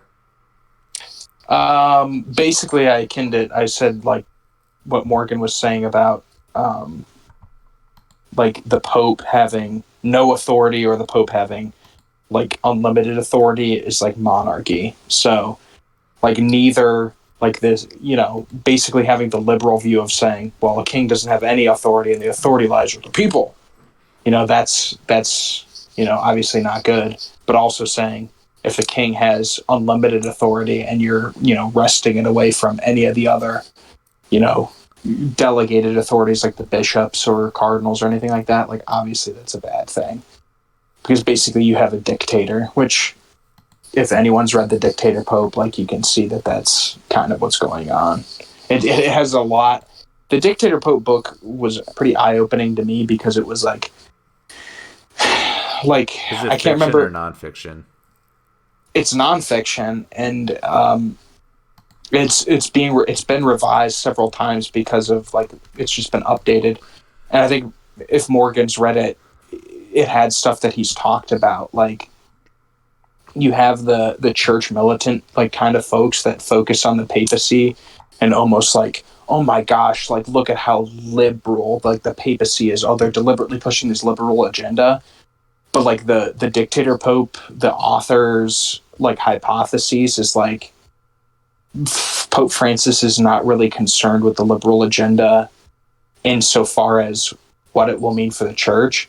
He's concerned about it insofar as the power that it'll bring him. Like will he, if he's, because basically it's saying Pope Francis is emulating the, Peronism, like the Argentinian political theory of Peronism, and that if he surrounds himself with mediocre people, he can control them easier.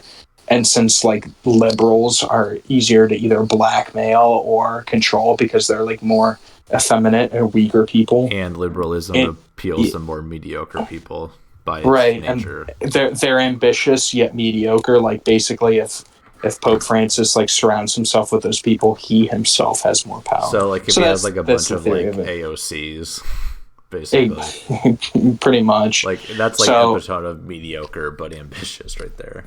Right. So I'm curious to know, Morgan, if you've read that book, because you've been saying a lot of stuff that is echoed in it, in my opinion. So I don't know. My thought. It's kind of my own. I can hear him talking, but it's like so quiet. Wait, hold on. I think I just might have to turn him up. Yeah, I did that. Sorry, Morgan. Continue. Well, it's more like I haven't read the book for what. Just to kind of clear that up. To be honest, I never. It's my own synthesis thought because I can never see. Like I can see somebody taking the papacy for a power trip, insofar as it's happened before. Anybody could take their office for a power trip. All you need to know is Cardinal Richelieu, and there you go. Like, my man. The man set up the third estate in France, toppled Christendom by siding with the Ottoman Empire as one of the most like badass all of it. But that's aside. Yeah. Quick aside, if anyone out there is ever looking for like the perfect, like the ideal villain, it's Cardinal Richelieu. Like cool dude, terrible outcome. But continue. So it's like you're talking about Pope Francis and like what visionary, like what for self as papacy. I've had real moments where I've thought to myself, you know what? This is not only the Pope we deserve, but the one that we need. Because I'll tell you what, a lot of people don't understand Benedict XVI or John Paul II. We deserve neither of them. And this is what we're given on the back end of it. We're given a Pope Francis. Right. My theory on JP2 is that JP2 was good and we were the ones that sucked. Yeah, no, like look, the people. Like, man, hey Morgan, can you move the mic closer to your mouth or something? Is that possible? Can you hear me now? Like barely. How about now? A little better. Okay. Well, the thing about John Paul II is that you understand, like, that his dealings with other religions for ecumenism's sake was never to capitulate the Catholic Church, but more to establish ground, I guess, if you want to call it that, for interfaith dialogue. So that's when you start to see, like, where his experience kind of pays off. You know, he was the most famous pope in, like, the last 300 years. And, I mean, a lot of people, like, object to canonization. It's like, well, okay, you're focusing a little too much on his papacy. Look at his time as Archbishop of Krakow. Like, look at his faith. Church. Yeah, look at his faith. Look at his leadership in Krakow. Look at, you know, his personal devotion to the Blessed Virgin. His devotion to the sorrows and the passion of our Lord. Yeah. His work on, you know, making the Divine Mercy, like, chaplain and devotion a big thing, and the canonization of St. Faustina. Like all those are just, like his bigger missions in his life were not going to be come through the fruits of during his living papacy. They were going to come after. Well, and that's, I think, a thing that people kind of neglect is they look at the fallibility of people's lives, because the same thing happened with Mother Teresa when she was canonized. Is people were like, oh well, you know, she did this, or there was a time where she doubted, you know, her faith. How could she possibly be a saint? It's like oh my monthly. gosh, like, yeah, like exactly, like, you mean to tell me that you've never doubted your faith? Therese of Lisieux doubted her faith, like, regularly and intensely. Yeah, at times. and yeah, who doubts that she's a saint? Like, I don't think there's very many people that doubt she's a saint. But it's like, I don't know. You hear that, so it's like, yeah. Was John Paul II, Saint Pope John Paul II, was he perfect? No, but like you guys are saying, like, his devotions and stuff, like his prayer life, are things to be emulated. Like, people don't doubt that the reason that Padre Pio is a saint because of, like, his prayer devotions. You know, am I making sense here? Right. Like, yeah. I might be rambling, but, like, no, you're good. I don't know. Well, and I'm one of the campus, like, as many people say this, that Benedict XVI, doctor. Morgan, we can't hear you at all, man. I heard Benedict XVI, and then kind of trailed off. I think he will be a doctor of the church. Funny you say that.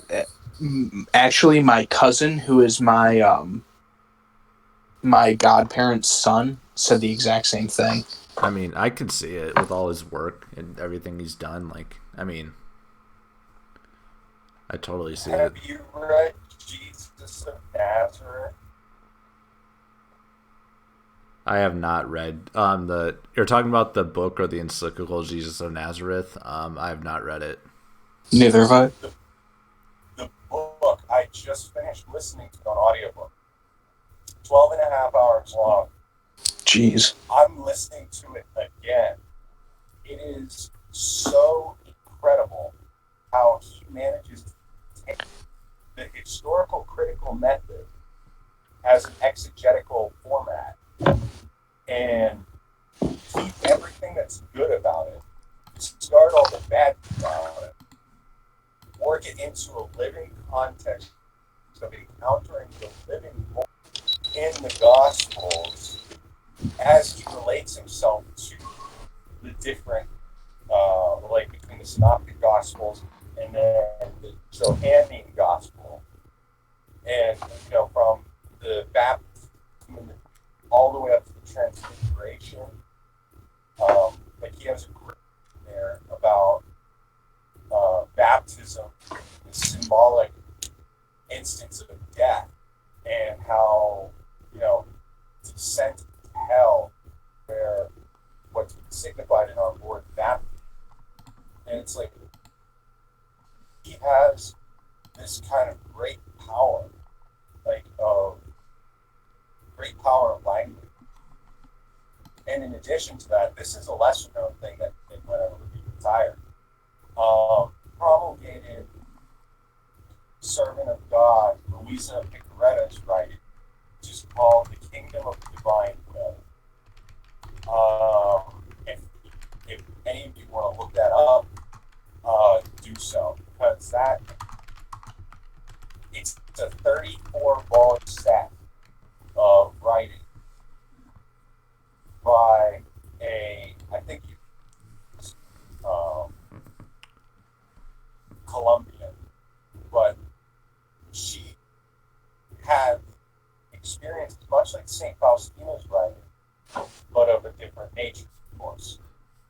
And that writing was all about unity with the divine will and the benefits that come from that, and the power of being with God,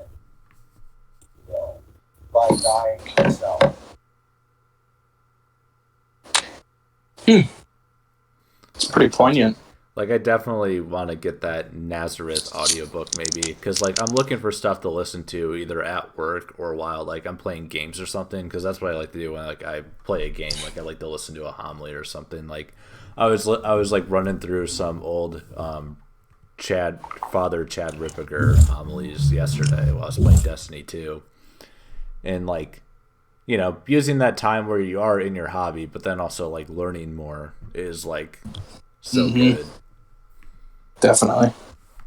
One of the things that's worthwhile is that Google Play has a read aloud function. That functions almost exactly like an audiobook, but like with some of the clunkiness of trying to transcribe text. I'm actually listening Hans Urs von Balthasar and his book on prayer, which, if you can get over the fact that Hans Urs von Balthasar wrote Dare We Hope All Men Are Saved, some of his other works on the theology of grace, on the theology of prayer, how the Trinity is involved in prayer, he's also another really, really great modern theologian.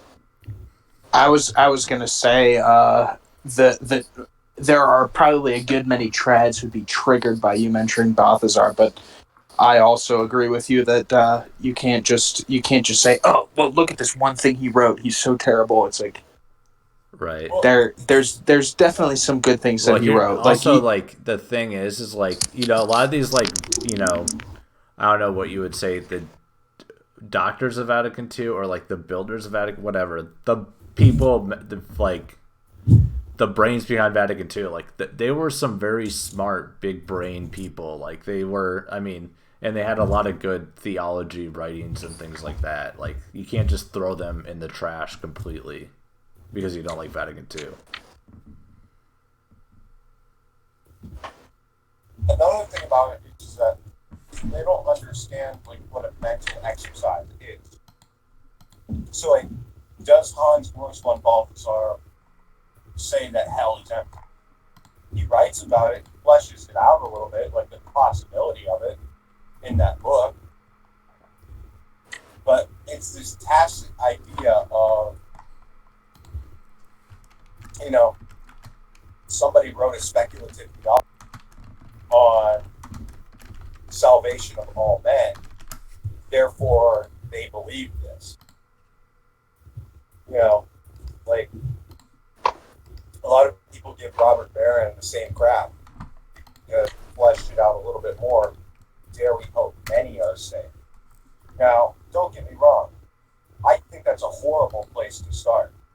You know, I agree. If you're just becoming Catholic, if you're becoming Catholic, I don't think Dare We Hope Many Are Saved is the starting point, because it cheapens the reality of, you know, the evangelical mission, where what it has to be is you need to start with the fullness of the Savior and then realize your own depravity your own abhorrence, and then look at the world around you and develop a hope. I mean, that's part of the Fatima prayer, Right. like Do you mind if I jump in real quick, Morgan? Just because, like, you mentioned Fatima and you're a little low in the volume. Like, yeah, like, I agree with, like, the bishop's a bad starting point were to start with, can we believe that most people are saved or whatever? Like, it's a nice, but, like, you got to really, as a Catholic and a Christian, experience the thought of the true reality of hell before you can really believe, in my opinion.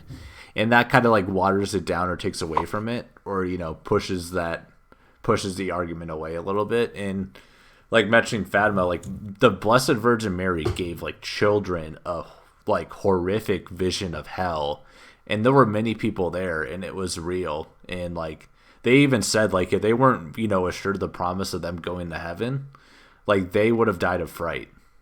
Like that's what they said in their like account of it.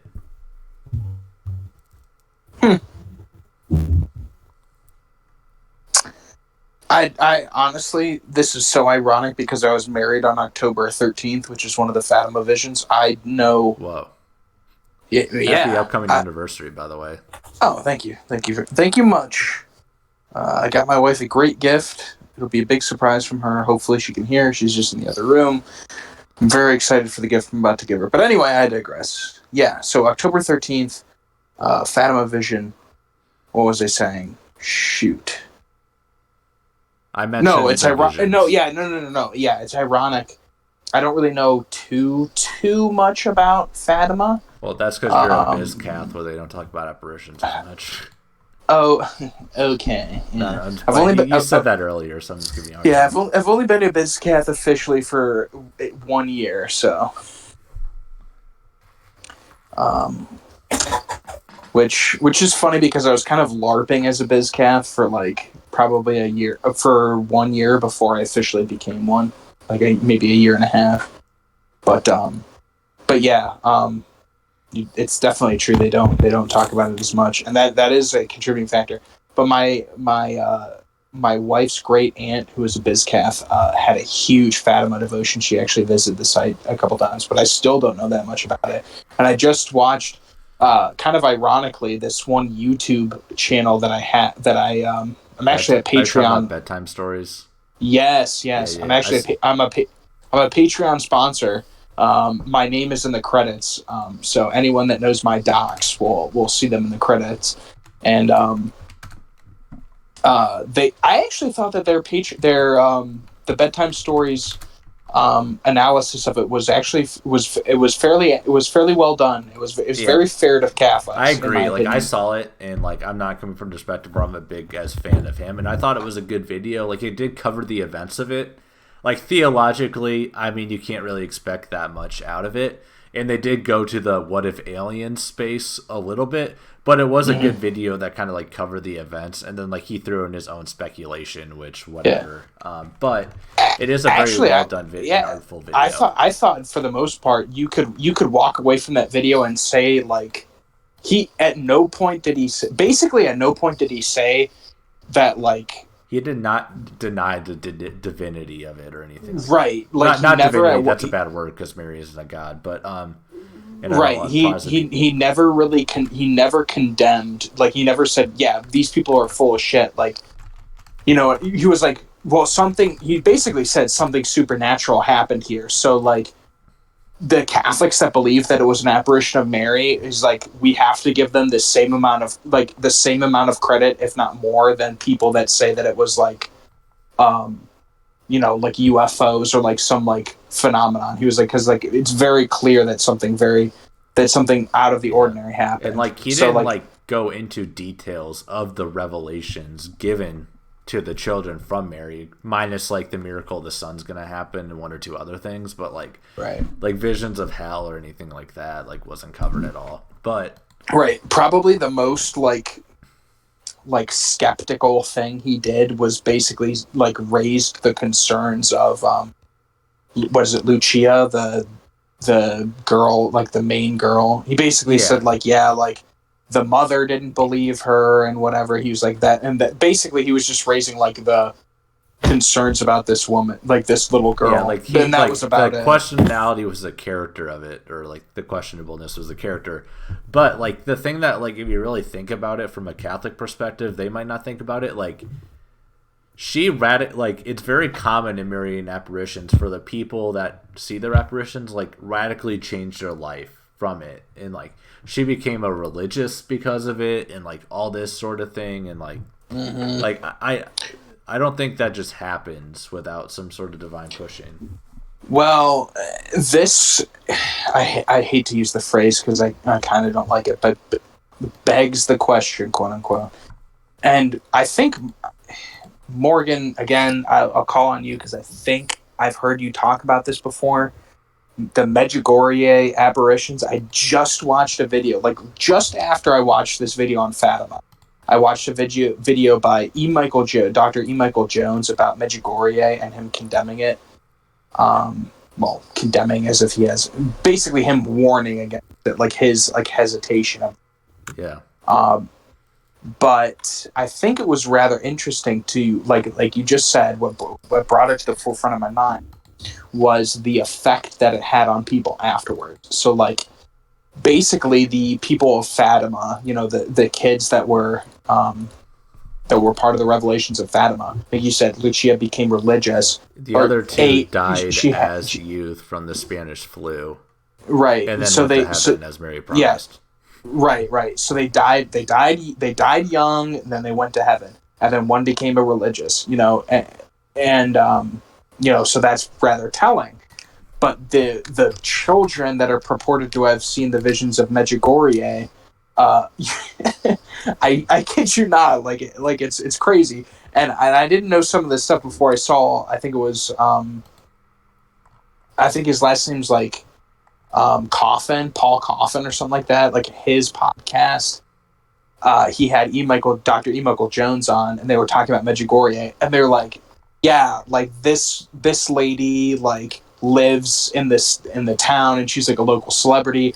This other person, lives in Boston in like some sort of like mansion or something, and like a ton of these like a alarming amount of the priests that are like supporters of Medjugorje turned out to either be pedophiles or homosexual pedophiles or apostates or occult members. I will never make a definitive statement as like a non-clergy or anything like that, but like my take on it is that there's like an element of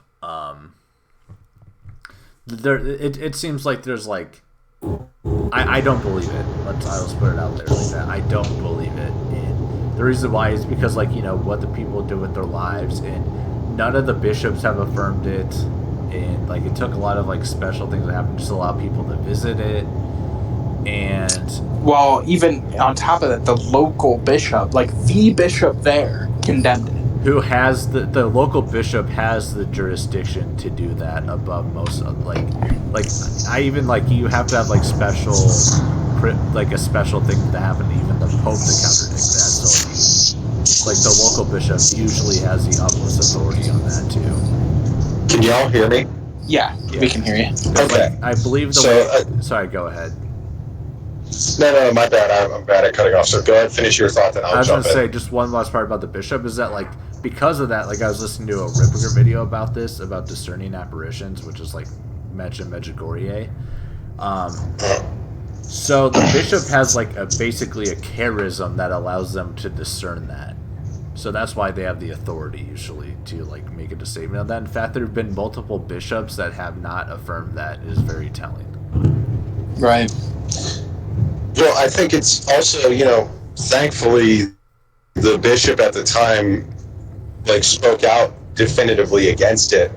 And then back in '85, the CDF actually put a ban on making pilgrimages there for the apparition. So, I mean, realistically speaking, on just a pure church authority, what else do you need? But let's move into the aspects of Medjugorje itself.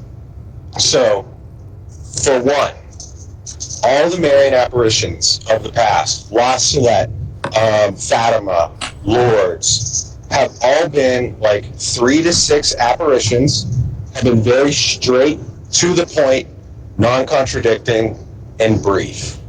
Like, undeniably, Mary's the most humble and the most prudent woman in the universe. Yeah, she doesn't talk. She's not going to say much.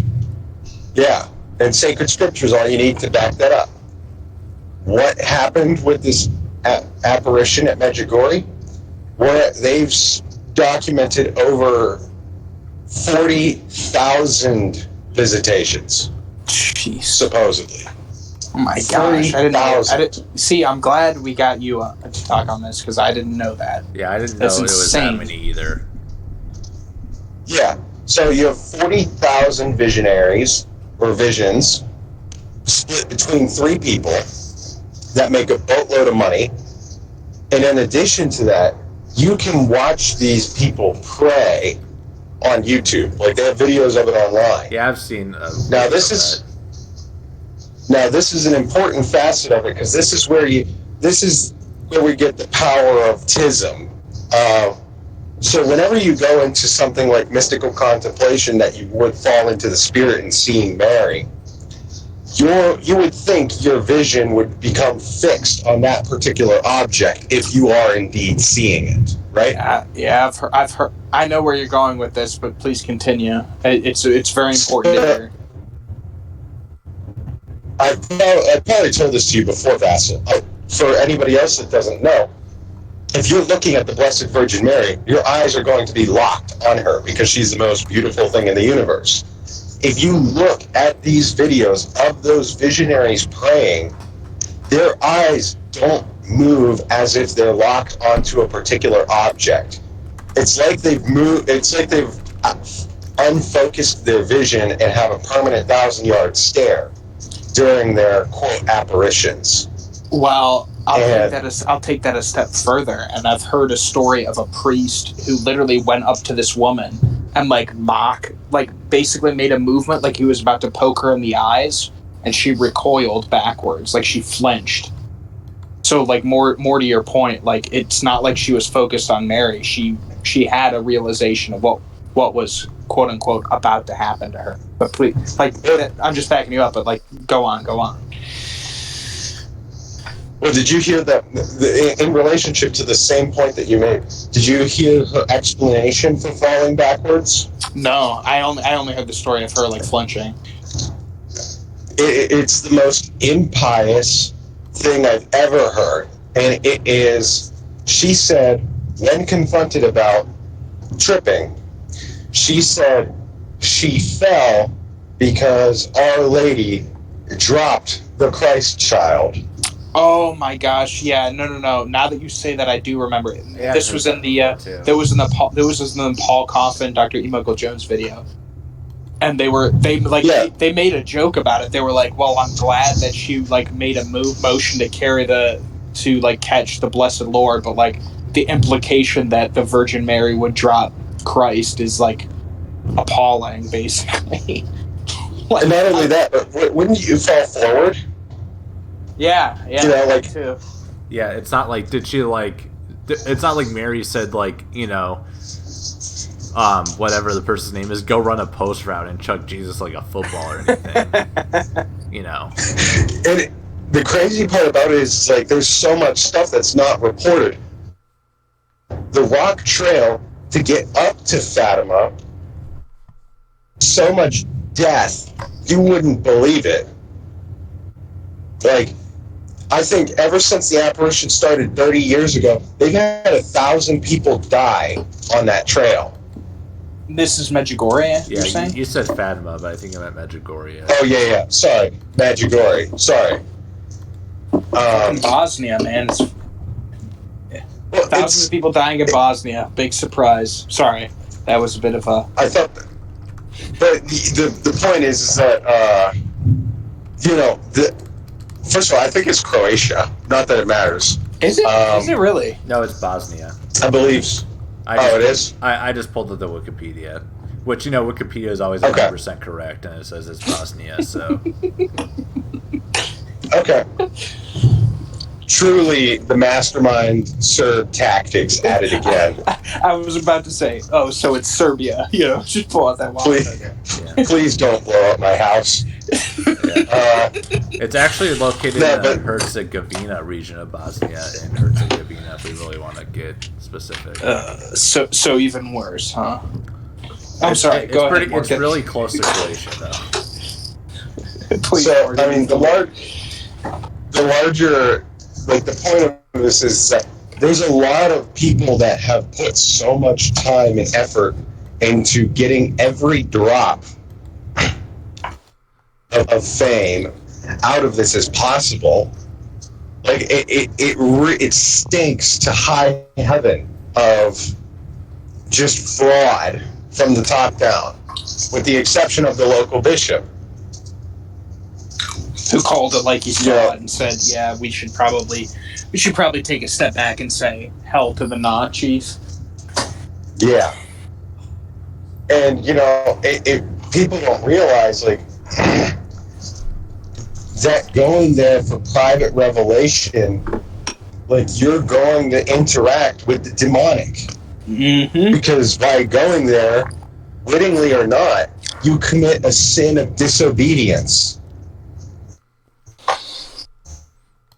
Well, it's really, again, like I said earlier in the chat, and I can't remember the exact connotation, but like it really is it's a really smart move by the devil, and or by maybe not the devil, but a demon. It's a smart move to say, well, how can I lure more Catholics into a state of sin? Am I going to do it in a way that's like obviously contrary to their faith? No, I'm going to do it in a way that they might think that it's, oh, well, this is the right thing, and even though a bishop condemns it. Soul worth. I'm sorry. Go ahead. No, I was just going to say, yeah, even though the bishop condemns it, I'm going to do it.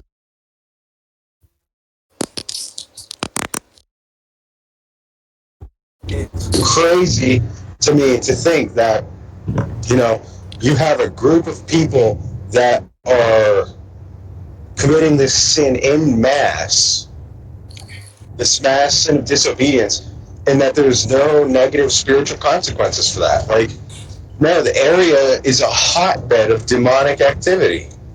Yeah. Priests, like we said, like priests falling into these sins of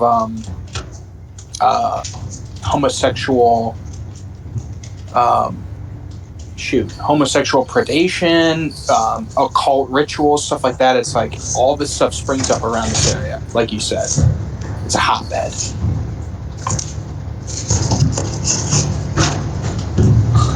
And I mean, the thing is, the devil's a legalist. He doesn't care how you commit the sin, wittingly or not. As long as the evil happens, that increases his power. Mm-hmm. So,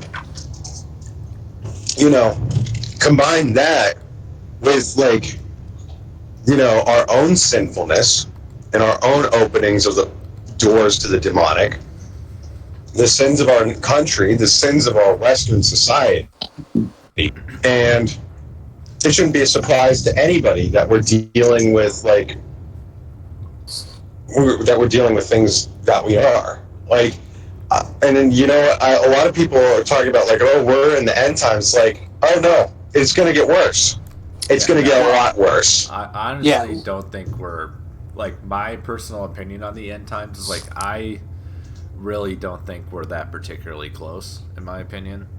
Yeah, granted, I never will say that I know God's will and everything like that, but I do think things are going to get a lot worse, and be careful of our children and grandchildren, and then for sure on both of those points. Things are going to get a lot worse. We have no real perspective of how bad things were before. We think it's so much worse now than it was back then, but people probably had the same thoughts then. But it's we've been quote unquote in the end times since Christ ascended to heaven. It's just been a ticking clock. Like all the prophecies have been working their way to completion, but like I 100% agree with both of you. Like we're probably not close. Like who was it that said? Someone basically said when Catholic society doesn't think they're near the end times, that's when it actually is about to happen, because they'll basically become so complacent with the quote unquote real world that they'll allow it to unfold. But right. Yeah.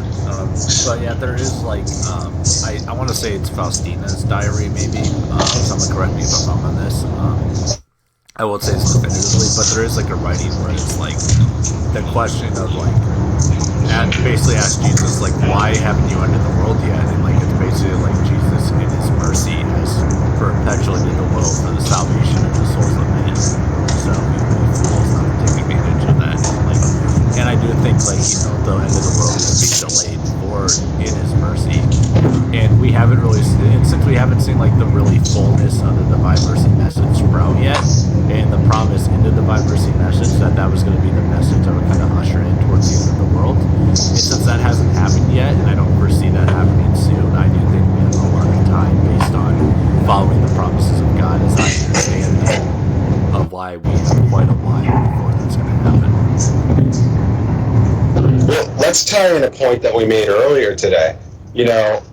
How many people think that the language of the apostles is merely cryptic? Like when St. Peter said in Acts chapter 2 that the sun will shine as darkness, a lot of people are quick to be like, oh yeah, well that's kind of means this in this particular linguistic mindset. But we have to realize, and this is going to take a turn for the more mystical aspects of it, that the Holy Scripture is the inerrant Word of God, and the Scriptures tell of sorcerers turning staves into snakes. They talk about like the power of they reference the power of the old gods for the power of the eternal God, and promised victory over the old gods, but we weren't promised that they would be silenced. Right. And that also true. We are in the death throes of these old gods and their proponents and worshippers, basically performing and growing in their magics. Like I'm not sure if you guys are familiar with the game Final Fantasy 15, but in the last level of the game, they did a wonderful job of having an apocalyptic scenario where you have demons roaming the earth on the streets, just normal. And on top of that, there's no sun in the sky. Everything is engulfed in a perpetual nighttime. Like, pretty telling. Yeah, and it's pretty telling that like this is what the secular mindset thinks of. Now imagine, the entity most perfectly hate-filled and malicious as Satan, when he's fully unleashed on the world as the Antichrist. Like, we have no idea the span of the power. Like, my thought process personally is that God will let the entire world be swallowed in darkness, if only to let His light shine through that much more gloriously. Right, exactly. And true. All I'll say is that may God have mercy on our souls, because definitely pray the Divine Mercy Chaplet every day for your salvation. I'll bring that. Like, look at the promises of the Divine Mercy Chaplet, and if you don't read those promises, and if you don't pray it every day, you're a fool. I'll just leave it at that. We don't have time to get into it, but I do not. I'll just be honest. I do the rosary every day, and I have my other devotions in the morning. And maybe it's something I'll add. yeah. Well, my thing It's is worth that it. like basically like I'll get the wording wrong, but like you pray the Divine Mercy Chaplet and like the mercy of Christ will like jump in front of the sword of the justice of God, even if you don't deserve it. And like you can die at any moment, so if you don't pray that every day, I mean, I would never call anything like a guarantee in heaven or something like that, but like you're really have the support of God's mercy at your death if you pray it every day. So, and like you will save, and people just simply that being prayed in front of them at their deathbed, it saves souls. Well, let's. I think that's a good segue, if I may. Go ahead. Because you'll see a lot of the like the rad trads out there talk about the Divine Mercy Chaplet or the luminous mysteries of the Rosary, and they'll basically talk about how, well, because it wasn't revealed, because neither of those was really revealed in a Marian apparition, or there's reason to doubt their veracity or whatever. Like we should neither pray the Divine Mercy Chaplet nor the luminous mysteries. Yeah, well, personally, I think that's poppycock, but I think that's a good segue of discussion. Yeah, sorry, Morgan. I'll unmute you in a second, but there's some background noise. But so I'll speak to the Divine Mercy Chaplet real quick. So like one thing that happened through Saint Faustina's writings was that Saint Faustina was a Polish nun, right? And she wrote, her diary as Jesus told her to in Polish. So what happened is that the translation from Polish to, I believe, Italian was done in a manner that it didn't accurately reflect the writings of the diary, and said some question, and thus the interpretations of it were questionable, which led to the devotion being suppressed for a time. But if you follow the story of the devotion, which involves a train journey out of Russia and Japan and World War II to the United States to literally a pope putting the stack of papers flipping a stack of papers over in a particular way by fat chance, the devotion in the message was is protected to be brought from God. If maybe that's a different discussion, which it probably is, but the devotion is becoming prominent for a reason, and I fully believe that it's God's will that it's being done. All right. Sorry, Morgan. That does seem to help a lot, because I don't know. It might just be because I follow too many radical traditionalists that are so set against the Divine Mercy Chaplet. Classical theists spoke out against it, and it's I kind of expected a little bit better from him. Which this isn't the bash CT. CT's good. I like him. He's good. Don't. Wait. But yeah, CT is a good dude. He did refer to them as dubious at one point, which I think is inaccurate and wrong. But in his defense, I think dubious is probably that's the classification that I can get the most behind. Well, it's a terrible way to phrase it. Yeah. Which, to say they're dubious, there is a lot of misunderstandings out there. Right. So dubious is more fair than the trads that are oh my gosh, they're demonic. Oh my gosh, they can't do that. Yeah, oh my, not everything is demonic. As Father Ripper says, the devil isn't behind every rock. He's behind every other rock. He's oh yeah, you don't like something related to the faith, that doesn't make it demonic, but de facto. Right. Absolutely, I agree with that. But yeah,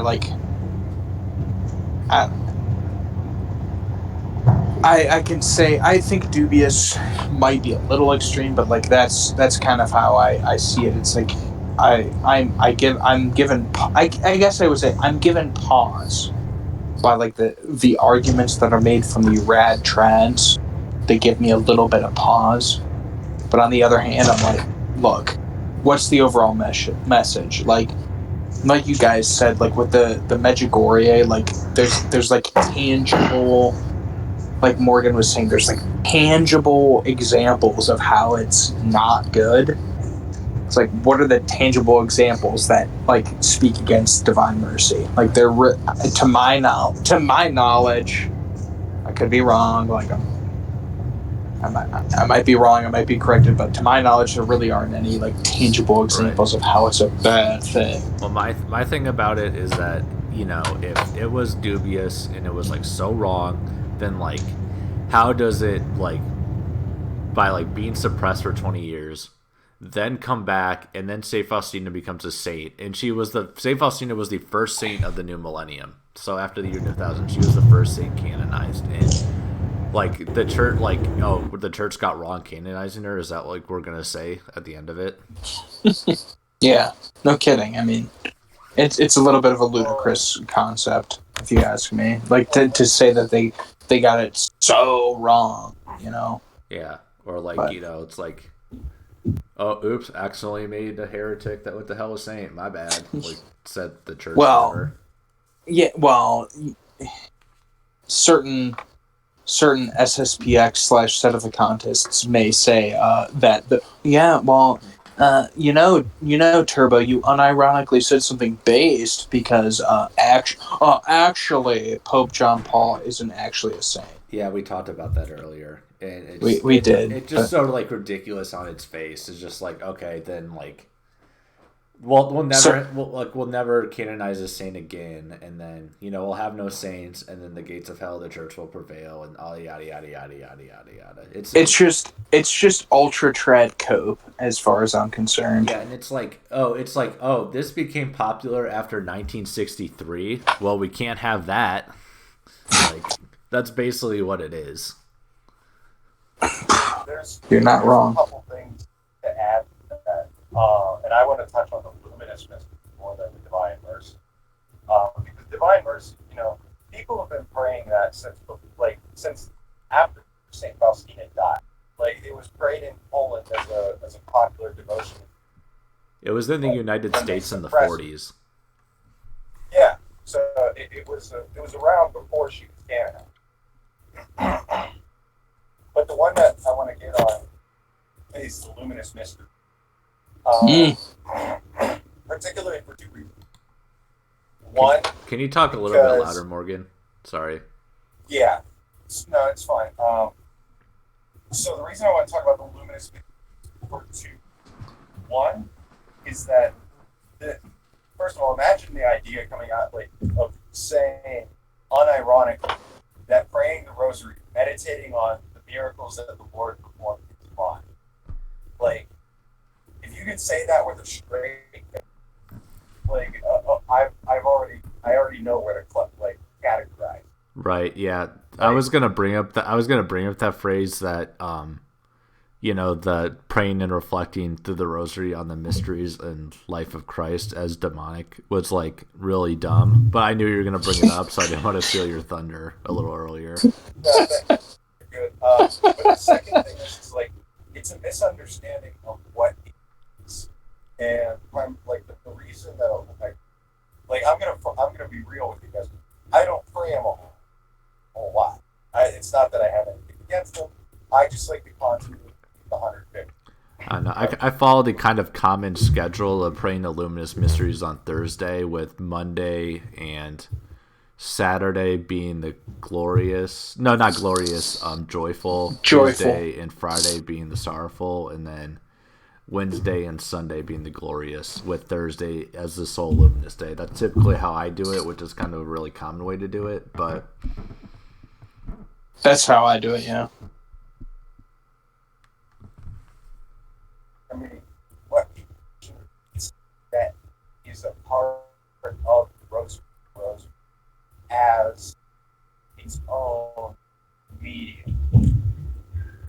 it's not in addition to the rosary, somehow the rosary is perfect. But it was something that, you know, John Paul II thought, like, hey, this would be a nice thing to throw out there. It's not in any way implying that it was somehow deficient before. It's just, it's a devotion like any other. If you choose to add that to your normal, like, recitation of the rosary, then, you know, there's no real fault. I mean, anybody that tells you otherwise, you know, a little bit off the rock, or has just some emotion. Yeah. Morgan, we've completely lost your volume, so I'll probably cut it off there. We're past like the 2.5 hour mark, so before we close out, is there anything that we want to talk about real quick or anything like that? I mean, I think we passed. We talked about Catholic offline. We talked about Catholic online. We talked about the 10-year rule. We had a little bit of go off juice. We straight into the like super like rabbit hole-y conspiracy theories. We kind of touched on them. So I think personally, we've probably hit just about everything we need to. Good to leave stuff, on a future conversation, so to speak. But before I end the stream, do you guys want to say anything else? Sacred scripture. Read sacred scripture. All right. Me, I'm going to post the video that I was in that we alluded to earlier.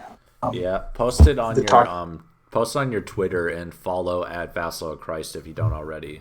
I'm sorry. So where do you think? Post it on your Twitter. I would just do that because this stream chat's gonna end, and then if you're not following at Vassal of Christ, just do that because why not? Why wouldn't you? Why wouldn't you follow any of the Twitter @s that are in the video right now, including at Delivered Morgan and at RCC Turbo? True, many such cases. I mean, especially me. You gotta get to it. I used to have almost 700 followers. Now I not even at 400. So just throwing it out there. Twitter counts for everything, and I shouldn't have I shouldn't have a bad attachment to my follower account. But I always appreciate the love. Last thing I would say to part with, definitely I would say.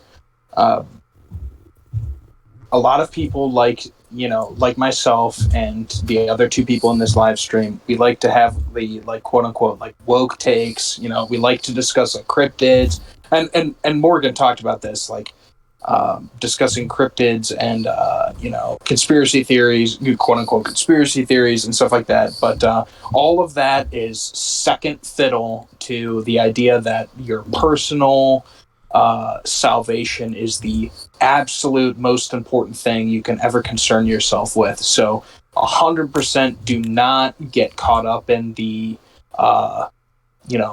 media, the secular media outrage, and do not get caught up in blackpilling, oh my gosh, conspiracy theories, cryptids, what's the point, all this evil stuff going on. 100%, the most important thing you can do is improve your prayer life, go to confession, and try and get yourself and your loved ones to heaven. That, hands down, is the most important. Yep, I agree.